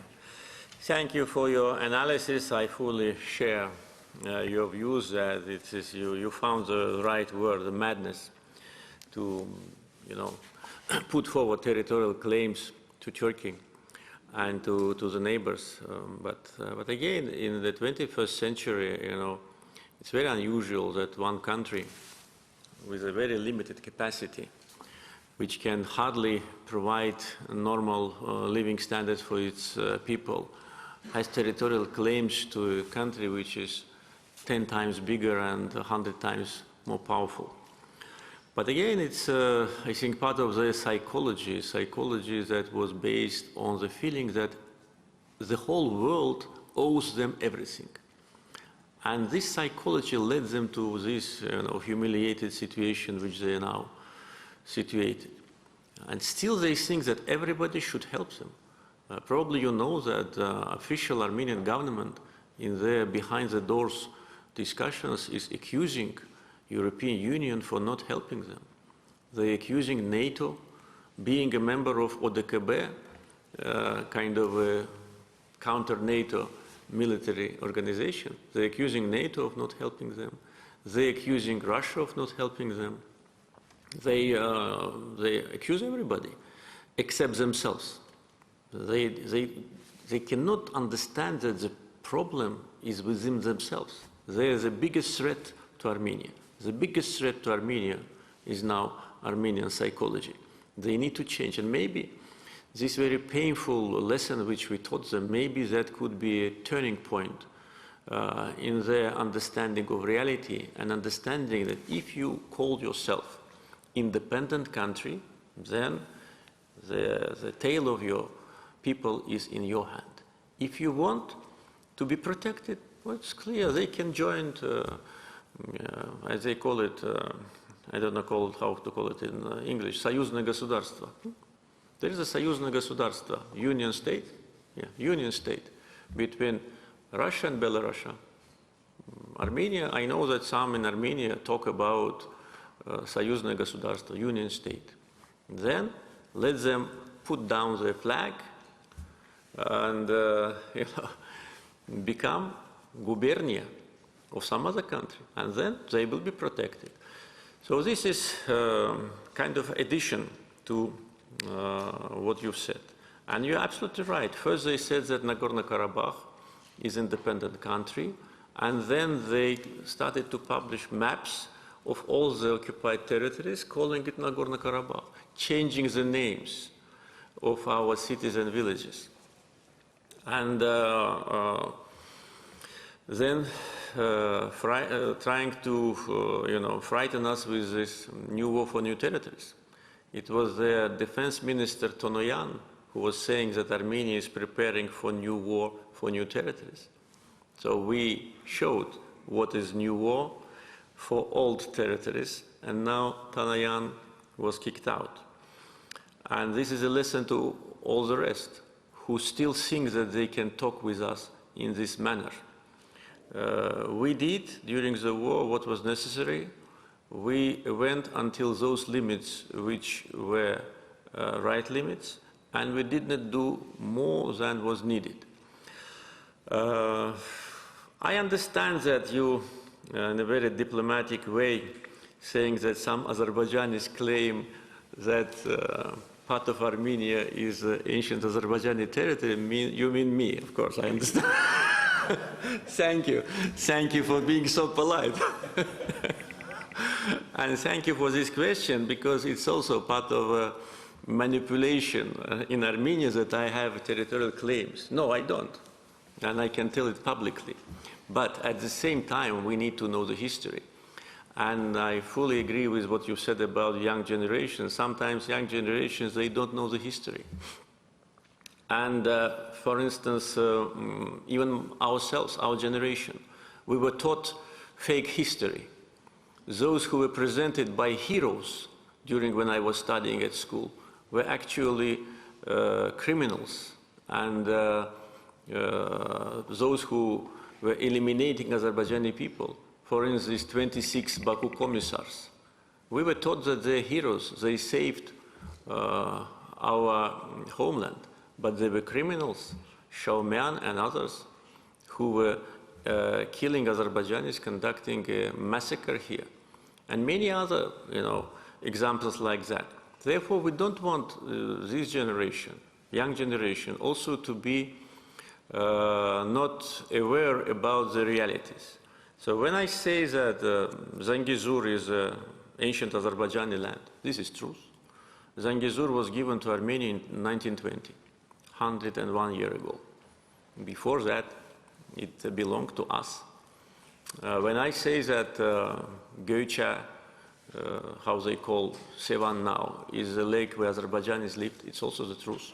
And it's enough to look at the map of beginning of 20th century, and you will not find Sevan there, you will see Göça. The same with Yerevan. They destroyed the historical part of Yerevan. It is obvious fact. Azerbaijanis live there, including my ancestors. So this is the fact, but it does not mean that we have territorial claims. Yes, I can tell you even more, maybe you know it, don't want to mention, or maybe you don't. I even said that we will return there. Yes, I said that. But I didn't say we will return there on tanks. I said we will return. It means that, why not? If we are returning to Zangezur corridor, if we are using the road, why should not we return to Yerevan? I think the time will come and we will do it.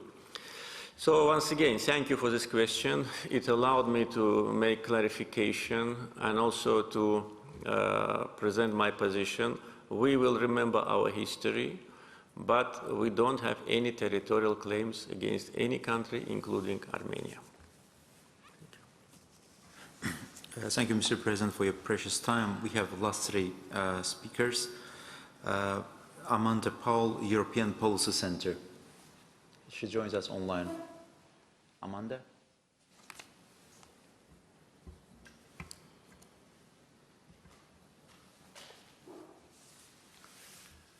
Amanda, we can't hear you. Can you switch your microphone? Here.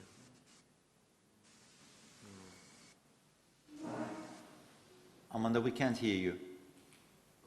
Probably she doesn't hear us. She doesn't hear us either. If she look at us, she will see. Microphone. Microphone.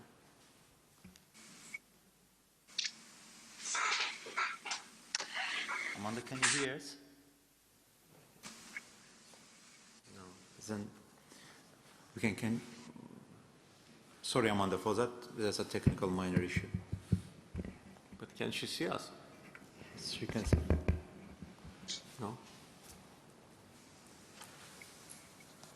Then we can switch to another speaker. But maybe we should try to fix it so that she can ask her question later.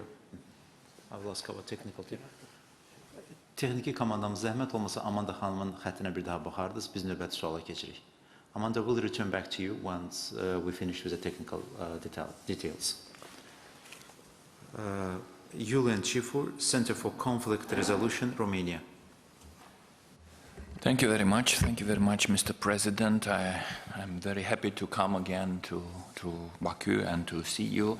I will have two questions. The first one goes on how do you think that EU, Romania especially, could help and assist the reconstruction in the region, including the modern Azerbaijani multicultural, multi-faith society in Nagorno-Karabakh, as well as the difficult part of the institutional integration and reconciliation. And my second question is how do you, Mr. President, see Nagorno-Karabakh in 5 years from now, with the Nakhchivan Azerbaijani territories corridor achieved, with Armenia integrated in the Turkish-Azeri corridor, transportation corridors, with the retreat of the Russian troops from the northern part of Nagorno-Karabakh, with the control of the border by the Azeri in Lachin corridor. So if you can elaborate on that, thank you very much. Thank you. With respect to the first question, how EU can help, frankly speaking, I don't know, because we were not approached yet from EU with respect to providing assistance with the reconstruction. Therefore, what we plan now on the liberated territories is only based on our own budget. We did not get any message yet from any international organization or any country with respect to assistance. So if they help, we'll be grateful. If not, anyway, we have to do what we have to do and we will restore those territories. Of course, the companies from Europe, as I said, from EU space, they're already present there, but it's company-to-company cooperation. It's not the investments, it's, the contracts. With respect to what will be in 5 years in those areas, it's difficult to predict. We can predict what we will do in 5 years. We are now not completely finalized the roadmap, but basically we know what will happen. I think in the coming 3 years we will complete all the major infrastructure projects like railroads, highways, power generation, water supply, and will be in active phase of construction.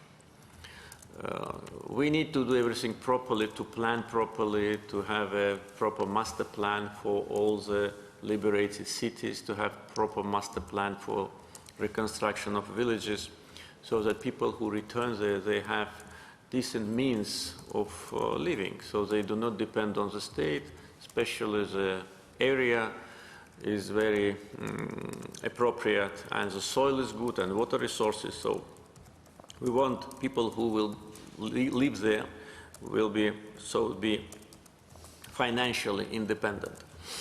So we will be in active phase of construction, and I think by that time the Zangezur corridor will be in operation, definitely, because we put a target of 2.5 years and construction of 40 kilometers of the road in Mekri district will not take more than that. Of course, if there's a coordination and if Armenia do not put artificial obstacles. With respect to what will happen after Russian peacekeepers leave, well, today there is a state border between Armenia and Azerbaijan in Tovuz, Kazakh, Akstafa. There are no peacekeepers there and nothing happens. I can tell you even more. Azerbaijani border servicemen are now standing 5 meters from Armenian villages in Zangilan, in the famous village of Shurnukhu, which Armenians claim that it is there, but then when they looked at the map, they realized it's part on Azerbaijani territory. And we sent our border security there, and I said to them that they stand on the line, and they do not cross the line, and they do not touch Armenians who live in this village. And even those Armenians who had to leave the territories, part of Shurnukhu village, we gave them time. And now, I can tell you, Armenian army demolished. It does not exist. Armenian border service, so no one can stop us from taking control of this Shurnukhu village. Do we do it? No. Do we plan to do it? No. And this is the answer, what may happen, because today, I think this example demonstrates our will. The same on these 21 kilometers of the road which connect city of Kafan with Yerevan. It crosses our territory. Yes, we put our border security there. We put even a poster, "Welcome to Azerbaijan." I don't know why it irritated Armenians so much. We just wanted to welcome them on our territory. It's our territory. But they were shooting to that poster. After that, we had to, respond to that. So they are using this road, yes. Are they protected by peacekeepers? No. Only in 2 places. There are 2 posts. Can we cut this road? Yes. Do we cut it? No. So I think this is the answer. But of course, if Armenia behave as they behave now, because now they're totally demoralized, disorganized, there's no army, there's no way even to think about revenge, but therefore I said that we are very concerned when they have negotiations with Russia on modernization of Armenian army. And this concern was delivered to Russian officials, modernization. Why? Any possibility for revenge will only create unnecessary tensions. Therefore, if the situation continues like that, I think there will be no problem living side by side. On many occasions, I, as example, mentioned Georgia, where Azerbaijanis and Armenians live not only in the same region, but sometimes in the same village, and nothing happens between them. Brenda Schaffer, University of Haifa, Israel. Thank you, Mr. Hajiev, and thank you, Mr. President, and congratulations on restoration of justice for the refugees of Azerbaijan, and I hope for an easy, or at least peaceful Ramadan to the families of the martyrs. From independence, Azerbaijan succeeded in building an exceptional, modern, and highly capable military force. The second Armenia-Azerbaijan war is being studied as a model of 21st century warfare, with Azerbaijan having demonstrated possession of highly skilled special forces and not only possession of modern technologies, but unique integration of and application in an integrated battlefield of these technologies. In the 1990s, I visited Azerbaijan. It was hard to get people to go to the battlefront, to go to the military. By this war, you had people standing in line being turned away, volunteers from going to the military. My question is, Mr. President, what are your lessons for the building of a modern, high-level military? What were the changes that happened in Azerbaijani society that created this swell of support for the Azerbaijani military? And while many think the war began in fall or late September 2021, did it really begin with the attacks Armenian attacks in Tavuz, as you said, according to the doctrine of new wars from new territories, were they really, that was the stage 1 of the war, and the September battles were the continuation of this war? Thank you. Thank you very much. Thank you for your congratulations, and you as a person who knows Azerbaijan for a long time, you of course have a lot of information and a lot of opportunities to compare, and you're absolutely right. The difference between Second and First Karabakh War was particularly what you said. People were standing in the line, and even those, because we announced partial mobilization, and that was to certain age groups were recruited. Those who were not filling those criteria were complaining.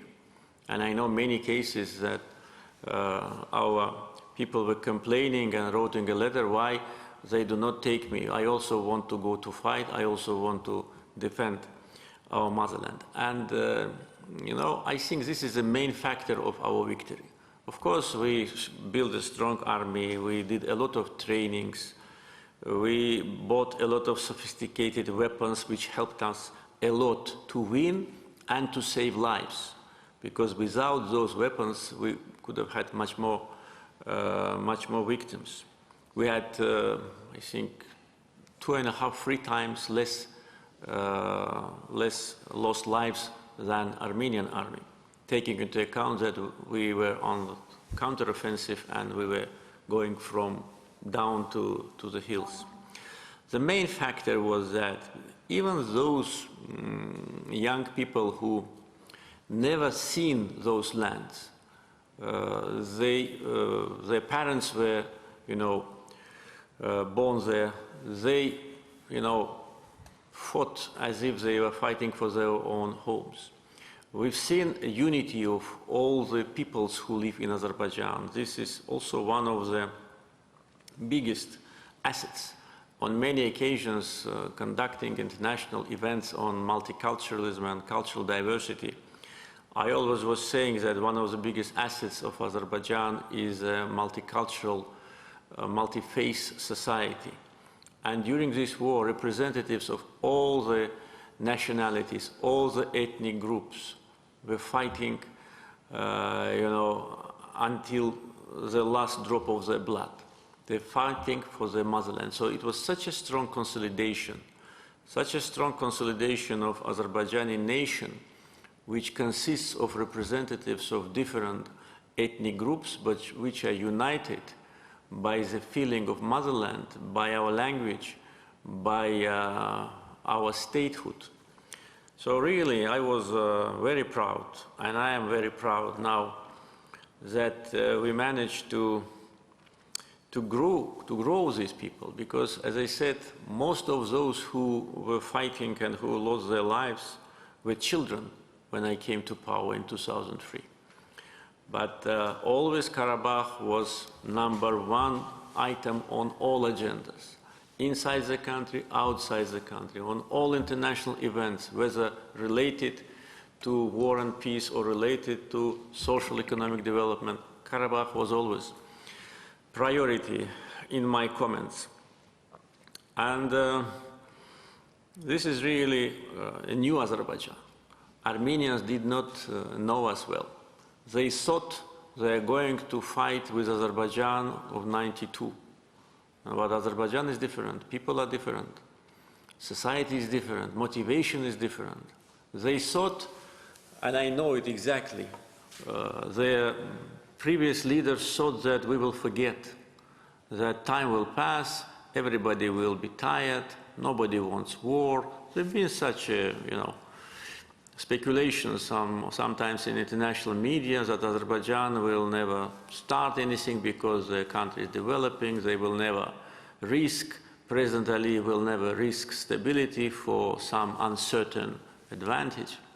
But they did not understand what is inside us, what is in our soil. They did not understand that Karabakh, for all of us, is more than land. Karabakh is our dignity, is our destiny, it's our blood, you know. And that's why we demonstrated heroism, demonstrated courage, and we went until the end, and no one could have stopped us. Though you know that there have been many attempts to stop us from different sides, but we went until the end. what happened in July was another provocation of Pashinyan, because Pashinyan was considered not to be part of this military gangster group. Therefore, previous leaders of Armenia were always treating him like a person who didn't serve in the army, like a person who is weak, who doesn't have courage, etc. Therefore, he wanted to have military victory. And especially after they lost in Nakhchivan just a month after he came to power, but that was not his blame, because he just came to power. He wanted military victory. We know exactly that they were planning to retake Lalatepe, the territory which we gained during the April 2016 war. And he was trying to demonstrate that, yes, the previous regime of Sarkisyan lost those territories, and brave Pashinyan, chief commander, retakes it. And by the way, now, when they themselves start to understand more about the war, they start to publish articles and making statements that their attempt during the war to retake Lalatepe cost them a lot of lives. And actually, part of their army was totally destroyed there. In July, they wanted to occupy territories in Tovuz. It is clear, because we were accused by them that 2 of our soldiers with the UAZ car came to attack their positions. This is ridiculous. We demonstrated during 44 days what our army is. If we wanted to take those lands, we would have taken it first. And since, why should we take the lands of Armenia? Why should we give Armenia a chance to apply to ODKB for military support? Are we crazy? No. They wanted to take the lands, and so Pashinyan could come there and said, I'm a brave commander of an unbeatable Armenian army. I came here and stand in Tovuz. That's what they wanted. And we pushed them back. And when we pushed them back, I can tell you even more, we could have moved forward, because they killed our general, they killed our officers, and we had to take revenge. But I stopped our army. We didn't cross the border, we just kicked them out of our territories and stopped. Though already there in Tovuz mountains there was no Armenian troops, we could have easily went kilometers ahead. But I said, no. The time hasn't come. Then they did another in August in Goranboy. They sent a group to penetrate our positions, and the head of that group was detained. And then September. So that's because, again, because of misunderstanding, miscalculation, overestimation of themselves and underestimation of Azerbaijan. But they made a fatal mistake, and they now have to pay the price for that. We can try Amander Paul once again. Amander? Yes, I hope you now. Now it's better. Okay, thank you. Yeah, thank you, Hikmet, and thank you very much, President Aliyev. It's a great pleasure to join you here.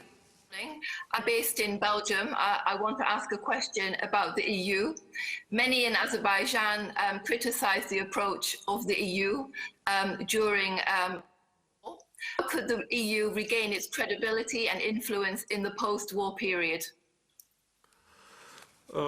Frankly speaking, I didn't see any serious criticism of EU during the conflict. Neither myself nor any of our establishment criticized EU as EU. I received a phone call from the President of European Council during the war. He expressed concern about that. what happens, so we discussed. I informed him about the situation. Yes, we had, there have been criticism about some EU leading member states, but they acted in their national capacity in the, during the war, but not as a EU member state. Therefore, with respect to EU, it's now Armenia who is criticizing EU for not helping, but it's a big question how EU could have helped. So EU should have sent the troops there, or what? I don't know. So, with respect to post-conflict development and the EU role, I said already, we did not get any messages from EU how they want or plan, if they want or plan, to help us with reconstruction, with resettlement of refugees. It will be a huge task for us, not only from point of financial resources, but from methodology. We've been never in this situation when we have to recover the territories which are level to ground. And there could be some international experience to give us advice how to properly plan it, what could be the steps in which consequence the steps must be taken. And of course, if international organizations, including EU, will consider any provision of any assistance, we'll be grateful. I can tell you even more, with regard to pandemic, our negotiations with EU a little bit were frozen on the new agreement, but I already publicly said that as soon as now COVID is over, more or less, situation will be more stable, we will restart. It's a big part of that agreement have already been agreed. It's only some 7–8% needs to be agreed. Therefore, we are planning to continue our close cooperation with EU, and even those member states of EU which during the war and after war are attacking us, I think they also need to, some of them already, make changes in their attitude. After war, I can tell you there was only one EU member state whose foreign minister allowed himself very improper comments about Azerbaijan, but we almost kept silent. Only our foreign ministry responded because we were very afraid of this country. This really, I advise you also to be very afraid of this country which attacked us brutally. And I told all our officials, keep silent, otherwise they will come and occupy us. Do you know which country is that? The country is called Luxembourg. Yeah. And I can tell you just for comparison, the territories which we liberated is a territory of 4 Luxembourgs. So therefore, Foreign Minister of Luxembourg better take care of himself and stop this insinuation. But apart from that, after war, there have been nothing negative, and we hope that EU will continue to be our big partner, especially, as I said before, with 9 members of EU, we already have strategic partnership format of cooperation. Thank you, Mr. President. Amanda Paul was the last speaker in our list. On behalf of our entire group, I would like to extend our warmest appreciation and regards for the time that you have spent together with us, your valuable and precious time, and you have provided us with a guidance and vision and thoughts, and based on that, together with Ambassador Hafiz Pasha, we'll continue our discussion, and we're also looking forward to visit Trophies Museum in beautiful Baku Boulevard. Thank you, Mr. President. Thank you very much. I'd like to ask, maybe someone else has questions, because it may seem as if Hikmet had a kind of a list of speakers, a little bit Soviet style. Maybe someone wants to add. Mr. President, it was open process, and we asked them to subscribe for the list.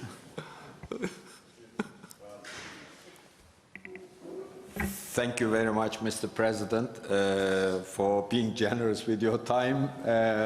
Thanks to your generosity, I have had the opportunity to say a few words and to ask you a short question.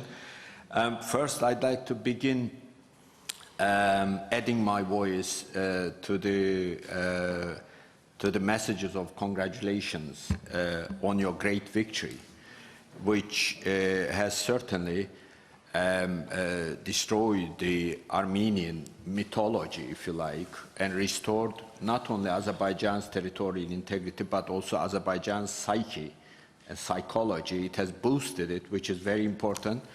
And I would like to perhaps, as I earlier, in our earlier discussion suggested, it would be a good idea for experts and academics to look into the political psychological side of the whole event. You know, how does a sort of delusional psychology work in terms of creating a fake political culture, which certainly influences the policy making in a country like Armenia. We certainly saw it in the case of Greece after, for instance, the Turkish great victory in 1922. They go through enormous traumas, and then it is not easy for those countries to get over those traumas. But, you know, in the end, one way or the other, even if the circumstances and the factors that shape all that are different, one way or the other, they will have to come round to the reality. And I think it would be a good idea on that. And the other thing I'd like to ask is about the restoration of Azerbaijan's territorial integrity. So the war has provided that. But there are some, not sticking points, but do you have a timetable about what to do with the restoration of the Azerbaijan's sovereignty over those little bit of territories, not little bit, but in certain parts of Karabakh area? Do you have a timetable that you may have agreed with the Russian peacekeepers and others, or are you going to take things as they come up in order to restore Azerbaijan's sovereignty? Perhaps through a step-by-step approach. But again, congratulations on your great victory, which basically gave all of us great happiness in Turkey and across the region. Thank you. Thank you. Thank you very much for congratulations, for support. We felt support from Turkey, of course, from the leader of the country, from president, from high-ranking officials, from NGOs, from media, from the whole Turkish society. So it was a unanimous, a very strong support, and we're very grateful for that. I think that it will take time for Armenia to adjust themselves to a new reality. Psychologically, they are not prepared for that because, as I said already, they've been manipulated and they've been brainwashed, and they created a kind of a fake history for themselves, which they never had. I don't want to go into much details, but even those their historical heroes do not belong to their nation, whom they pretend to have. And the history of 20th century is completely fake history. And they were trying to persuade each other, and probably the biggest problem is they managed to persuade each other about what they have not been never and what they plan to have. Otherwise, before the war, they wouldn't have, on the high level, president and I think prime minister, were talking about SERF agreement. They were talking about territorial claims to Turkey. One should be crazy, you know, to talk about that and to plan it. And I remember several years ago when then criminal President Sarkisyan was asked at some meeting with young Armenians that when we will return to our ancient land in Turkey. And what he said, our generation achieved this victory, it's for your generation to do that. And now where is Sarkisyan? He ran away from Karabakh. He was there during the war. He came there, but then he ran away. along with Kacharyan, who were considered to be war heroes. They are cowards. And the former defense minister, Oganyan, who lost his leg in the First Karabakh War, and he could have lost his head in Shusha if he didn't flee Shusha just a couple of days before we came.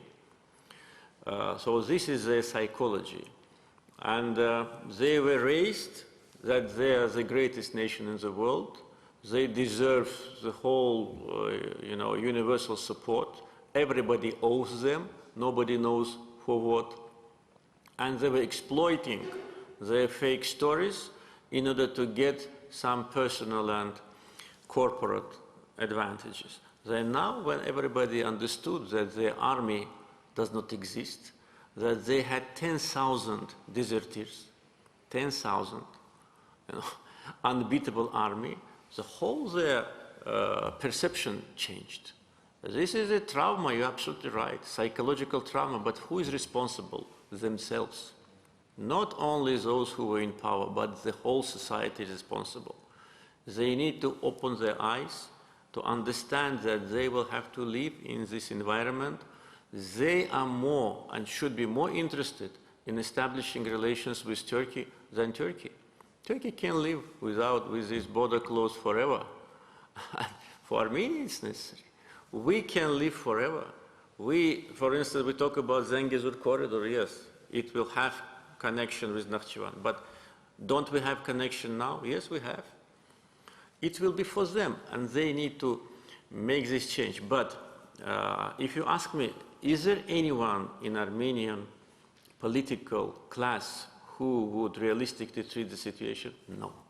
Even if there is such a person, he or she will never do it publicly, because immediately will be under attack, immediately will be under fire, he will be called Turk as an insult in their language, he will be called traitor, etc.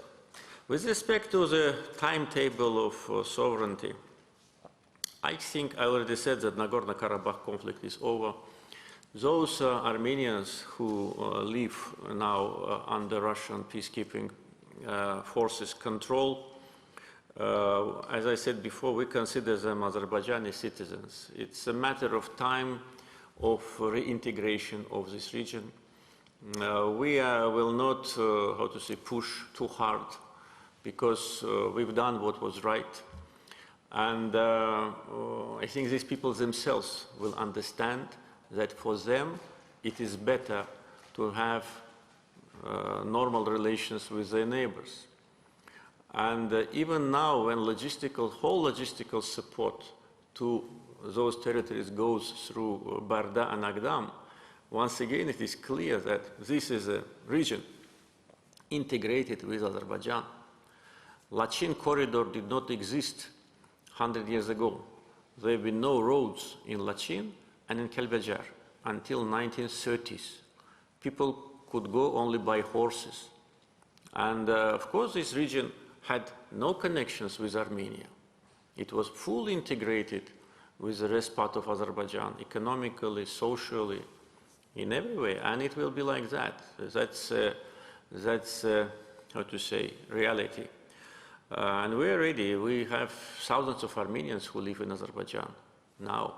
As I said, during the war, the sister of the former Armenian defense minister lives in Azerbaijan. And she lived in Azerbaijan while he was a defense minister and while he was,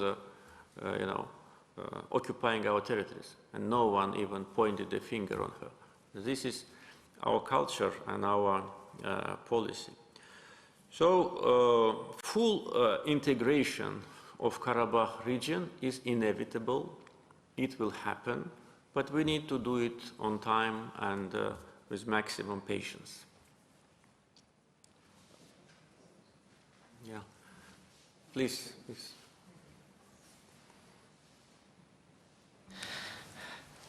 Thank you, Mr. President. I'm Vali Khaliji from Tehran, Iran. Azerbaijan's successful retaking of the provinces of Fizuli, Jibril, and Zengilan transformed the de facto status of 138 kilometers section of the border with Iran. Therefore, an Armenian de facto state has been replaced with a de jure state, Republic of Azerbaijan. Now we can work each other on different issues, including border management and fulfillment of Khudafarin Dam and its hydropower plant. These developments are positive. But on the other hand, there are many questions about establishment of Nakhchivan corridor to Republic of Azerbaijan inside of Iran. Also, Azerbaijani and Turkish officials have repeatedly spoken about these corridors, especially the non-cutting of the Iranian-Armenian border. Many Iranian people and experts are worried about this corridor.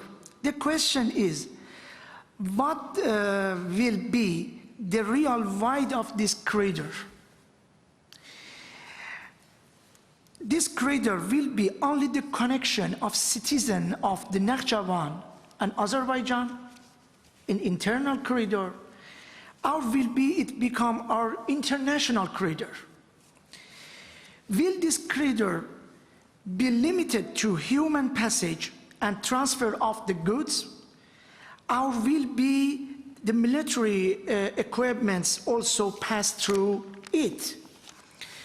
These questions arise from that fact that the boats of 750 kilometers border between Iran and Azerbaijan and 38 kilometers border between Iran and Armenia are important to us. And we hope that, Mr. President, clarify and frankly answer to the aforementioned questions, that I can transfer your answer to my Iranian colleagues inside of Iran. Again, thanks for your kindness and great hospitality. Thank you very much. You mentioned a very important question, and I want to clarify on our position. Of course, I can talk only on behalf of Azerbaijan, because it's, when it's corridor, it's several countries. Therefore, there should be a consensus on that. But this restored border with Iran opens new opportunities, and you mentioned about Khudafarin water storage and dam. As you know, we signed an agreement with Iran on that during one of my visits to Iran. And unfortunately, here in Azerbaijan, some of our critics were trying to accuse Azerbaijan for that, saying that why Azerbaijan signed this agreement, because Azerbaijan does not control the situation.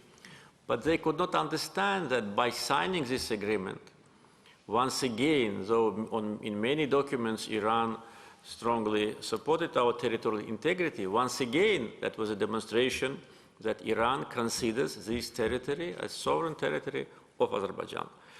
And from practical, that's political side, from practical point of view today, when we control the border, Khudafarin Dam is also kind of our joint asset. And already I can tell you that we started to cooperate with Iranian side on creation of the power plant, water hydropower plant of 200 megawatts. And that will be divided by two pieces. And Azerbaijan already with Iran agreed on the methodology of reimbursement of the investments, because all was done by Iran. So we have to repay and put on the table our share. So that also has been agreed. With respect to the concerns of the border, I think these concerns are absolutely groundless.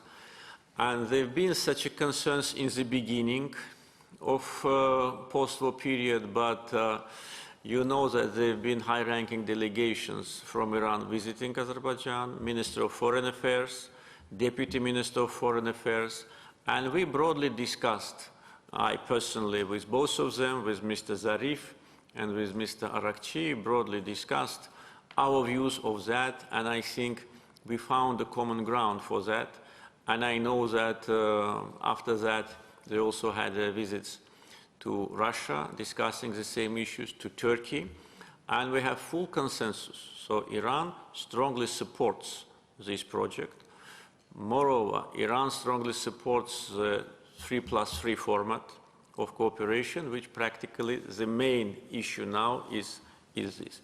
It will in no way cut Iran from Armenia. It will be a kind of railroad connection, highway connection, but there are many railroad and highway connections on our borders, so it doesn't mean that it will cut or damage some interests. On the contrary, it will allow Iran to, through Nakhichevan Railroad, to go to Yerevan and then to Armenia, and to have a railroad connection. Yeah, you wanted to ask something? No? Yeah. So, therefore, I think that from Iranian government, we have full support to this project. I think it will be also good that Iranian think tanks, civil society and politicians also know, so that they know the true story. With respect to the transportation of goods and passengers, it's a matter of time. There is a provision in our trilateral declaration, and after discussions already took place several times in the joint working group, Azerbaijan, Armenia, Russia, on the level of deputy prime ministers, that security on Armenian territory will be provided by Russian border security forces, which, as you know, control Armenian border with Iran and with Turkey. So for Iran, it will be nothing new. It's still Russian. When Iranians cross the border with Armenia, the first whom they see is Russian border security. So the same will be with the corridor, so it will not create any difficulties. And with respect to military or civil cargos, you know, today we supply military cargos to Nakhchivan through Iranian territory by existing lines. So why not through this? It will not make any difference. And plus, the war is over now, so we don't need now to think about that. Need to think about peace. Oh, for me, it's difficult. Maybe Hikmet will continue his... Whether the gentleman over there... Yes, please. Hi, good morning. I'm Stephen Klein from Tel Aviv University in Israel, and I want to thank you very much for your time. My two questions, the first is about messaging. You talked earlier about the solidarity in Azerbaijani society. I think we can see it. I've seen a lot of these signs around the country. Things like Shusha is ours, Karabakh is Azerbaijani. I saw a big sign with the hashtag "Don't Believe Armenia." So I think that it's important. I can understand that from Israel when we've experienced that too. The messaging that comes down to the people, and the messaging has created a very strong commitment towards Karabakh. At the same time, you can imagine. I mean, I've talked to Azerbaijanis who feel hostility towards Armenians, and justifiably so.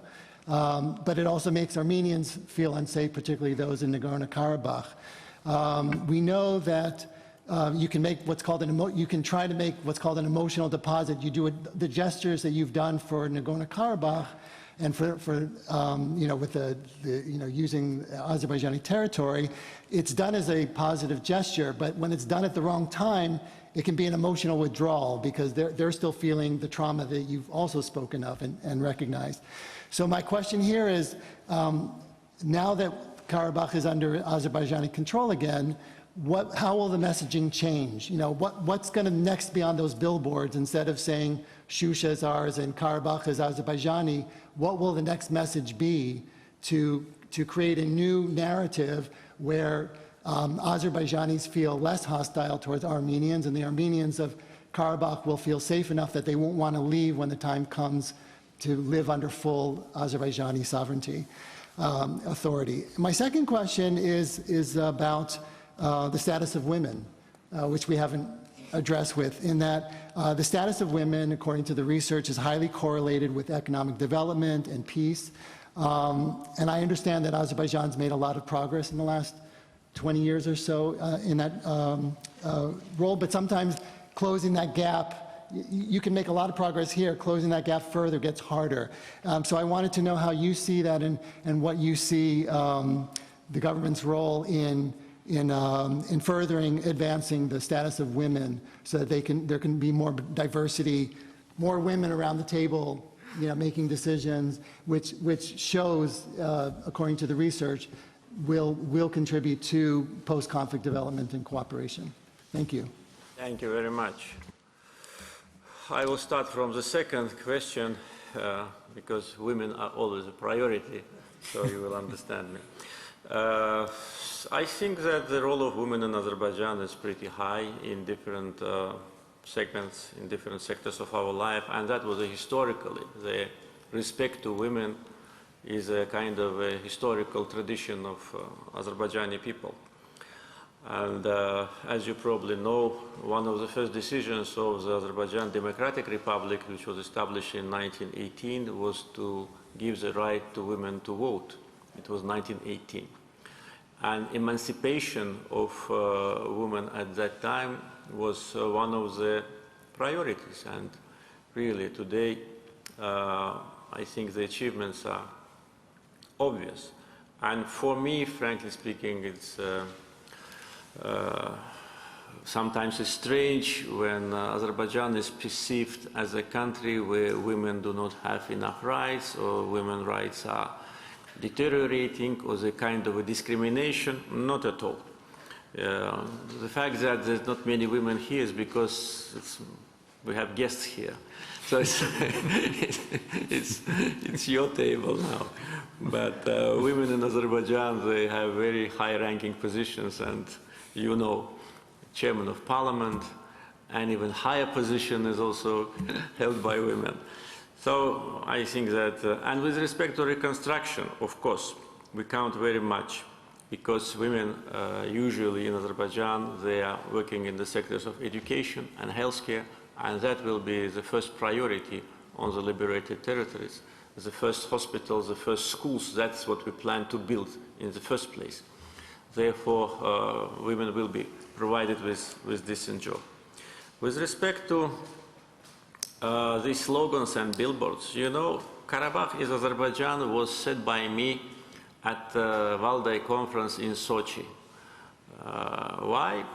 Because Prime Minister of Armenia, Pashinyan, being in Karabakh on a rally, said that Karabakh is Armenia, and period. That was the end of negotiations. That was wrong, first. It's not true. Second, that was contradicting his own previous statements when he was saying that Karabakh is an independent country. So how can it be Armenia, an independent country, at the same time? Well, it's a question to Mr. Pashinyan, which he has to. Probably now there's no need to ask him anymore.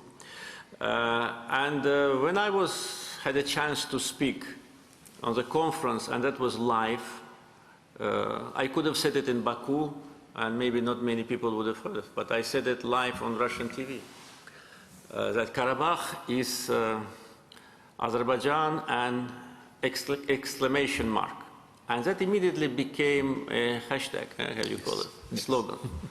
And therefore, that was the main slogan for our victory, for all my statements, and that's why we see it everywhere. And probably this will continue, because this is true. Karabakh is Azerbaijan.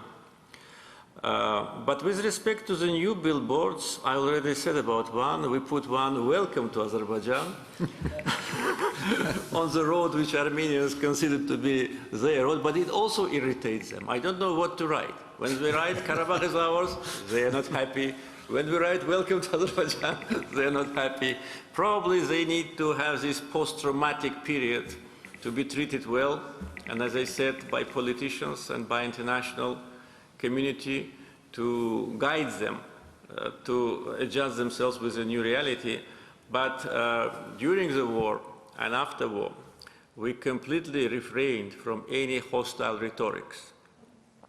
my comments and statements and messages to Azerbaijani people were always added that Armenia should give us a timetable for withdrawal and we will stop war. And it happened. So we did not do something which was wrong. We did only what was appropriate and on time. Çağrı Erhan, Çağrı Bey siz müracaat. Çağrı Erhan, I'm a member of Presidential Council of Security and Foreign Policy Issues. I would like to also congratulate you personally as the Ali Başkumandan of Azerbaijani Army and each and every member of Azerbaijani nation who won this victory, a highly precious victory.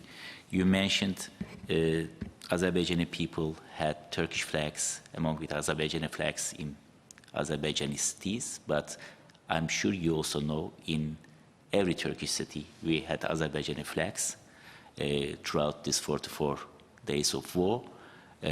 We celebrated the victory as we are Azerbaijani citizens in Turkey as well. So this period of high cooperation between Turkey and Azerbaijan showed that the sentence that two states, one nation was not only a rhetoric, but is also a reality, and we commemorate late Haydar Aliyev with his leadership in this moment. I would like to ask a very short question. After the current developments and current situation and new dynamics in the region, do you think there is a need for Minsk Group, and what will be the functions if there will be a Minsk Group, new functions? Should they renew their functions and their existence? What is the aim of this 30 or 25 years old group now? Thank you. Thank you very much. Thank you for your kind words and for congratulations. We know that in Turkey our victory was received as a victory of all of us, and we're very grateful for such a strong brotherly support, as I said, from all segments of Turkish society, from ordinary people, from everyone. So we felt this solidarity and support which gave us additional power and strength. With respect to the Minsk Group, I met the ambassadors of the Minsk Group after war, and I told them that when they were asking me how I can see their future, I asked them to give me some proposals, because it was basically Minsk Group, the group which always was giving proposals. Of course, based on positions of Azerbaijan and Armenia, but elaboration of principles and topics on the table were elaborated by them. And of course, the internal, how to say, composition and internal relations within Minsk Group were always their priority. Therefore, first of all, we need to know what is the position of the co-chairs, Russia, United States, France, how they see the Minsk Group future functioning, because it's them actually who are co-chairing this group. We think that the conflict is resolved, and that's our position. Is there a room for a group which was supposed to help to resolve the conflict after the conflict is resolved? I don't know. At the same time, I am not in a position to say we don't need Minsk Group any longer, go away. No. Why should I? Therefore, I diplomatically ask them to think about, to show creativity. They've been so creative during all these 29 years, so show some more creativity. And, but I think if talk seriously, there could be some areas where they can play their role, because as a post-conflict situation, not as a group which needs to help to resolve the conflict. And here I completely disagree with some of the representatives of the Minsk Group countries that the conflict must be resolved. It already has been resolved. If I say that it is resolved, it means that it is resolved. If Armenia says that it is not resolved, then I can ask Armenian side how they see the resolution, what should we do. So I think that they need to think something for themselves, to be creative, to be supportive, not to do something which can damage this fragile peace, not to give some unrealistic promises to Armenia, and to try to be neutral, to try to be impartial, and to try to seal this situation. And when I talk about future peace agreement with Armenia, if Armenia would consider this option, then there could be a lot of room for international players. The issue of demarcation, delimitation, interaction.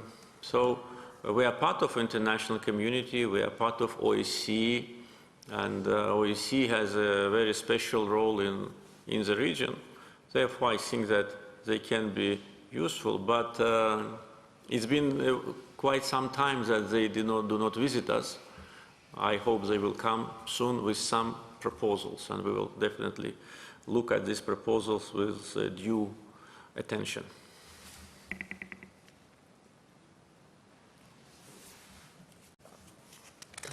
Yes, Taras, please. It was congratulations as well from Ukraine on the liberation of your territories. I don't think it was not just Turkey which was unanimous in supporting Azerbaijan. Ukraine was also unanimous from every political force and every media outlet in the country. That was very, very important. Joking before I say a question, when I've been listening to this very interesting exchange of opinions, I'm wondering whether the Armenian intelligence services were on holiday for the last 10 or 20 years. Or maybe they did not know how to use Google. Perhaps Yandex is not as good as Google, I don't know. But my serious question to you, which I don't think has come up yet, is what to me, and it kind of relates to the previous question on the Minsk group, is the problem with the Minsk group was that the United States was absent from the region under two presidents, so it's not a question of political party, two different parties. And France was biased. Both houses of the French parliament voted in November to recognize the independence of Nagorno-Karabakh. So France was supporting separatism in Azerbaijan and then at the same time claiming to support Ukraine's territorial integrity in the Minsk group over Donbass, over eastern Ukraine. It's a kind of a contradictory, a very strange multi-vector foreign policy. The US here, what would you like to see from the new US administration in this region? Broader than the Minsk group, what would you as the president of Azerbaijan like to see the US become more active, more involved, more on the ground? Is it not time for the US to return? Thank you. Thank you very much. Thank you, first of all, for your congratulations and convey gratitude to our friends in Ukraine who supported Azerbaijan. We followed that. Of course, during the war, we were very sensitive to how countries react to what happens, and therefore, strong position from Ukrainian society was highly appreciated. That. Thank you. With respect to the questions, I fully agree with you that France was acting on the side of the separatists, and this is true. And I, on several occasions during the war, was talking openly about that. And that was, of course, inappropriate, because maybe many of you do not know, but I can tell you the story how France became the co-chair because France was not from the very beginning the co-chair. France became the co-chair of the Minsk group upon the request of President Chirac. He insisted very much, and he was asking my late father many times. And then during my numerous meetings with late President Chirac, always he was telling me the same story, how he persuaded my father to allow France to be co-chair of the Minsk group. And he said, your father was objecting and openly saying no, because he said, we have nothing to do against you, but you are very strong Armenian diaspora. This diaspora will influence your decision-making process, and you eventually will be on the side of Armenia. And President Chirac persuaded him and promised him that it will not be the case. France will be neutral. And after that, my father gave agreement, because if he didn't give agreement, France wouldn't have been there. So this is just a reminder to some French politicians who probably do not know this story. And I can tell you, during all period of our close cooperation with France, this neutrality and impartiality was observed with different level of, how to say, different level of neutrality, if I may say so. Even I can tell you that when President Hollande was attending a ceremony in Armenia on the 24th of April, the same day he took the plane and came to Baku. The same day.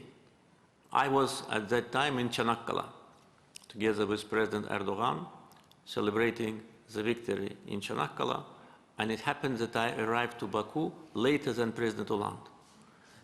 Yeah. He came earlier, and we met the next morning, and I highly appreciated that, really appreciated it until today.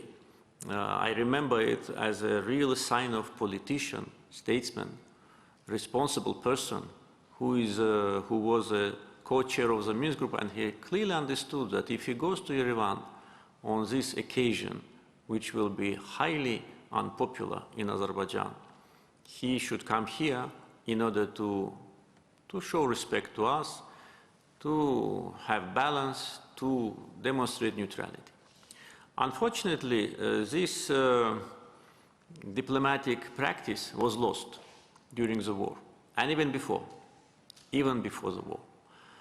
Unbalanced approach to Armenia and Azerbaijan, from France was not only during the war, it was before the war. And there are many indicators, I just don't want to take much of your time. What happened during the war was absolutely strange, and unfortunately, what happened, but did it stop us from what we planned? No. Could they influence our will? No. And that was also a miscalculation. Miscalculation, because I want to talk openly, you know, big countries, they are sometimes used that whatever they say to some other countries immediately is being implemented. They are used to that. It's a bad habit. They need to get rid of this bad habit. It's like smoking. You become addict to that. And when somebody does not do what you want and what you say, they become angry. Their anger just, you know, bothers them. Nothing which was said to me during the war by anyone to stop or to liberate what we already, to liberate back, to give back territories was done.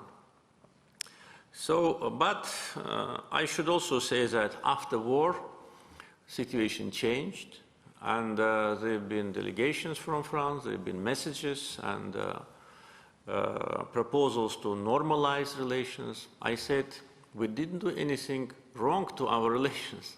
We always were persistent, always were committed to cooperation. But what happened, and you're absolutely right when you say that France strongly supports Ukrainian territorial integrity and at the same time did not support territorial integrity of Azerbaijan. So this, I know how it calls, I just don't want to be rude. With respect to what US can do, and you said yourself in the beginning of your comments that US was absent. So US was absent and we resolved the problem.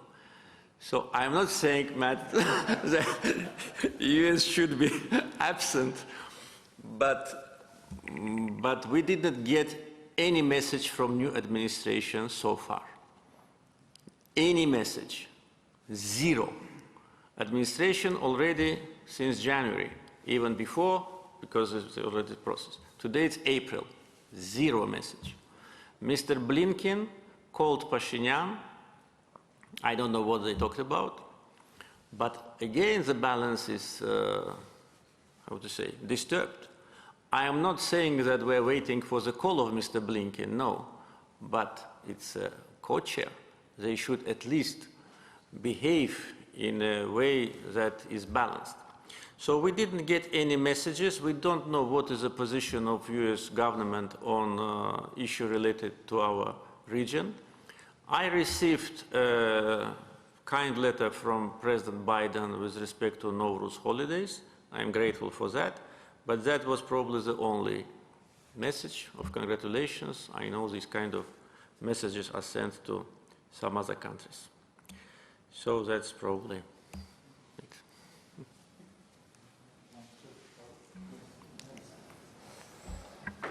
Thank you. Ben mi? Tamam. Teşekkürler. Thank you, Mr. President. And I want to congratulate one more time, and we are very proud of you from Turkey, Ahmet Uysal from Orsam Center. And we yesterday visited the Agdam region, and we observed the destruction. Honestly, it was like a war zone without fighting a war. I mean the fighting was not there, but it was like a war zone, and the destruction honestly disappointed us. The only thing they did was dig holes like moles, like köstebek in Turkish we say. They didn't bring any investment, they didn't build anything. It was like a very sad story, and they destroyed houses and theaters and mosques, etc. And I suggest, under your, of course, permission, and to maybe you are also thinking of that, an international Karabakh forum, that we can be also part of it or partner to it. And it will attract a lot of Turkish tourists also, academicians and businessmen, etc. Thank you very much again. Thank you very much. Very good idea. I think Ada can work on that. I fully support its idea, International Karabakh Forum. Good idea with broad international participation, maybe events also here, events in the liberated territories. And you know, what you've seen in Agdam is almost everywhere. Fizuli is even worse, because in Fizuli there is no buildings at all. In Agdam they kept half-destroyed mosque for two purposes. First, it was kind of a landmark for Armenian artillery to measure the distance. And second, it was an observation point, because that direction of our possible attack was expected by them. And if you looked precisely on the way how we liberated territories, you will see that we did not go directly to Agdam, because Armenians were waiting us there. And they built a very stage defense lines. So there could have been a lot of losses. Therefore, our road to Agdam was opened after, and Agdam was next after Shusha.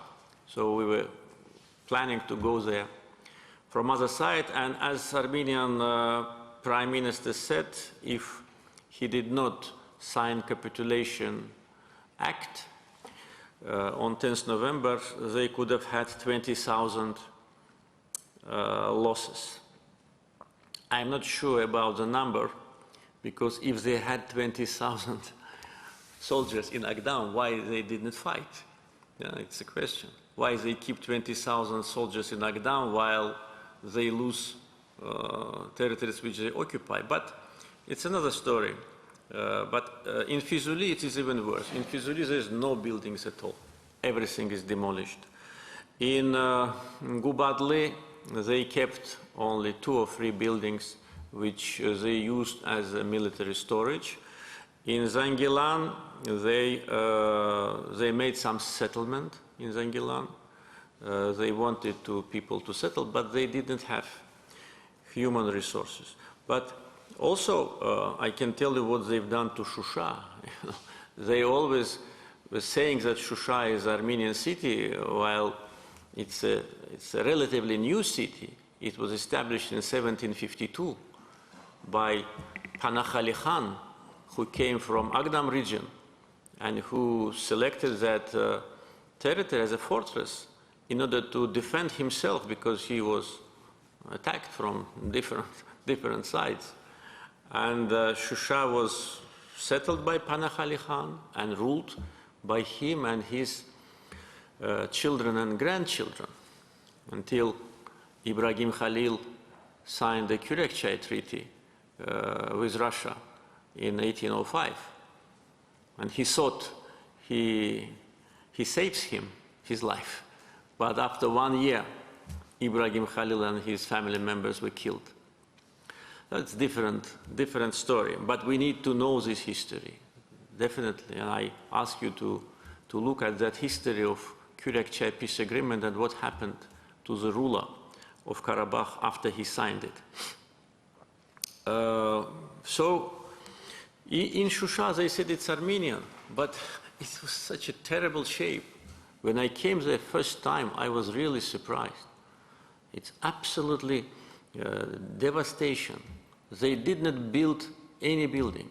Only 2 villas they built for leaders of Armenia and so-called Karabakh regime in the area which was in Soviet times a sanatorium.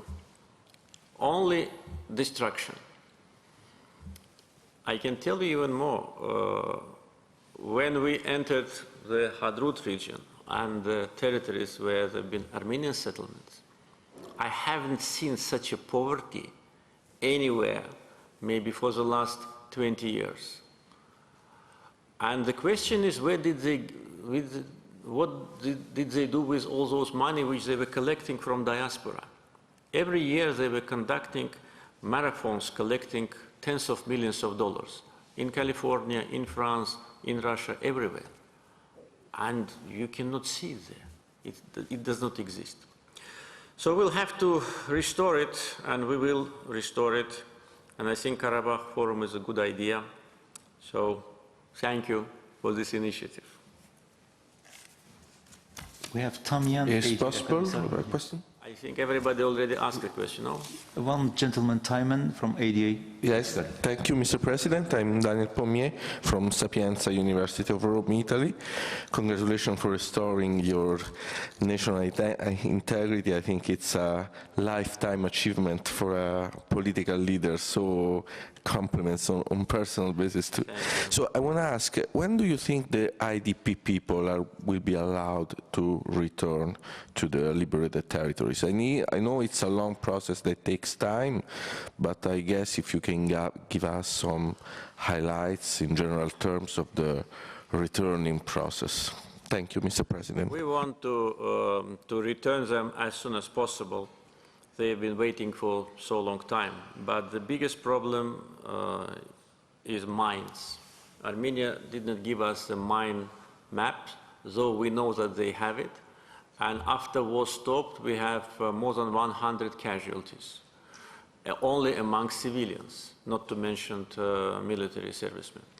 And among those more than 100, more than 20 killed by the mines.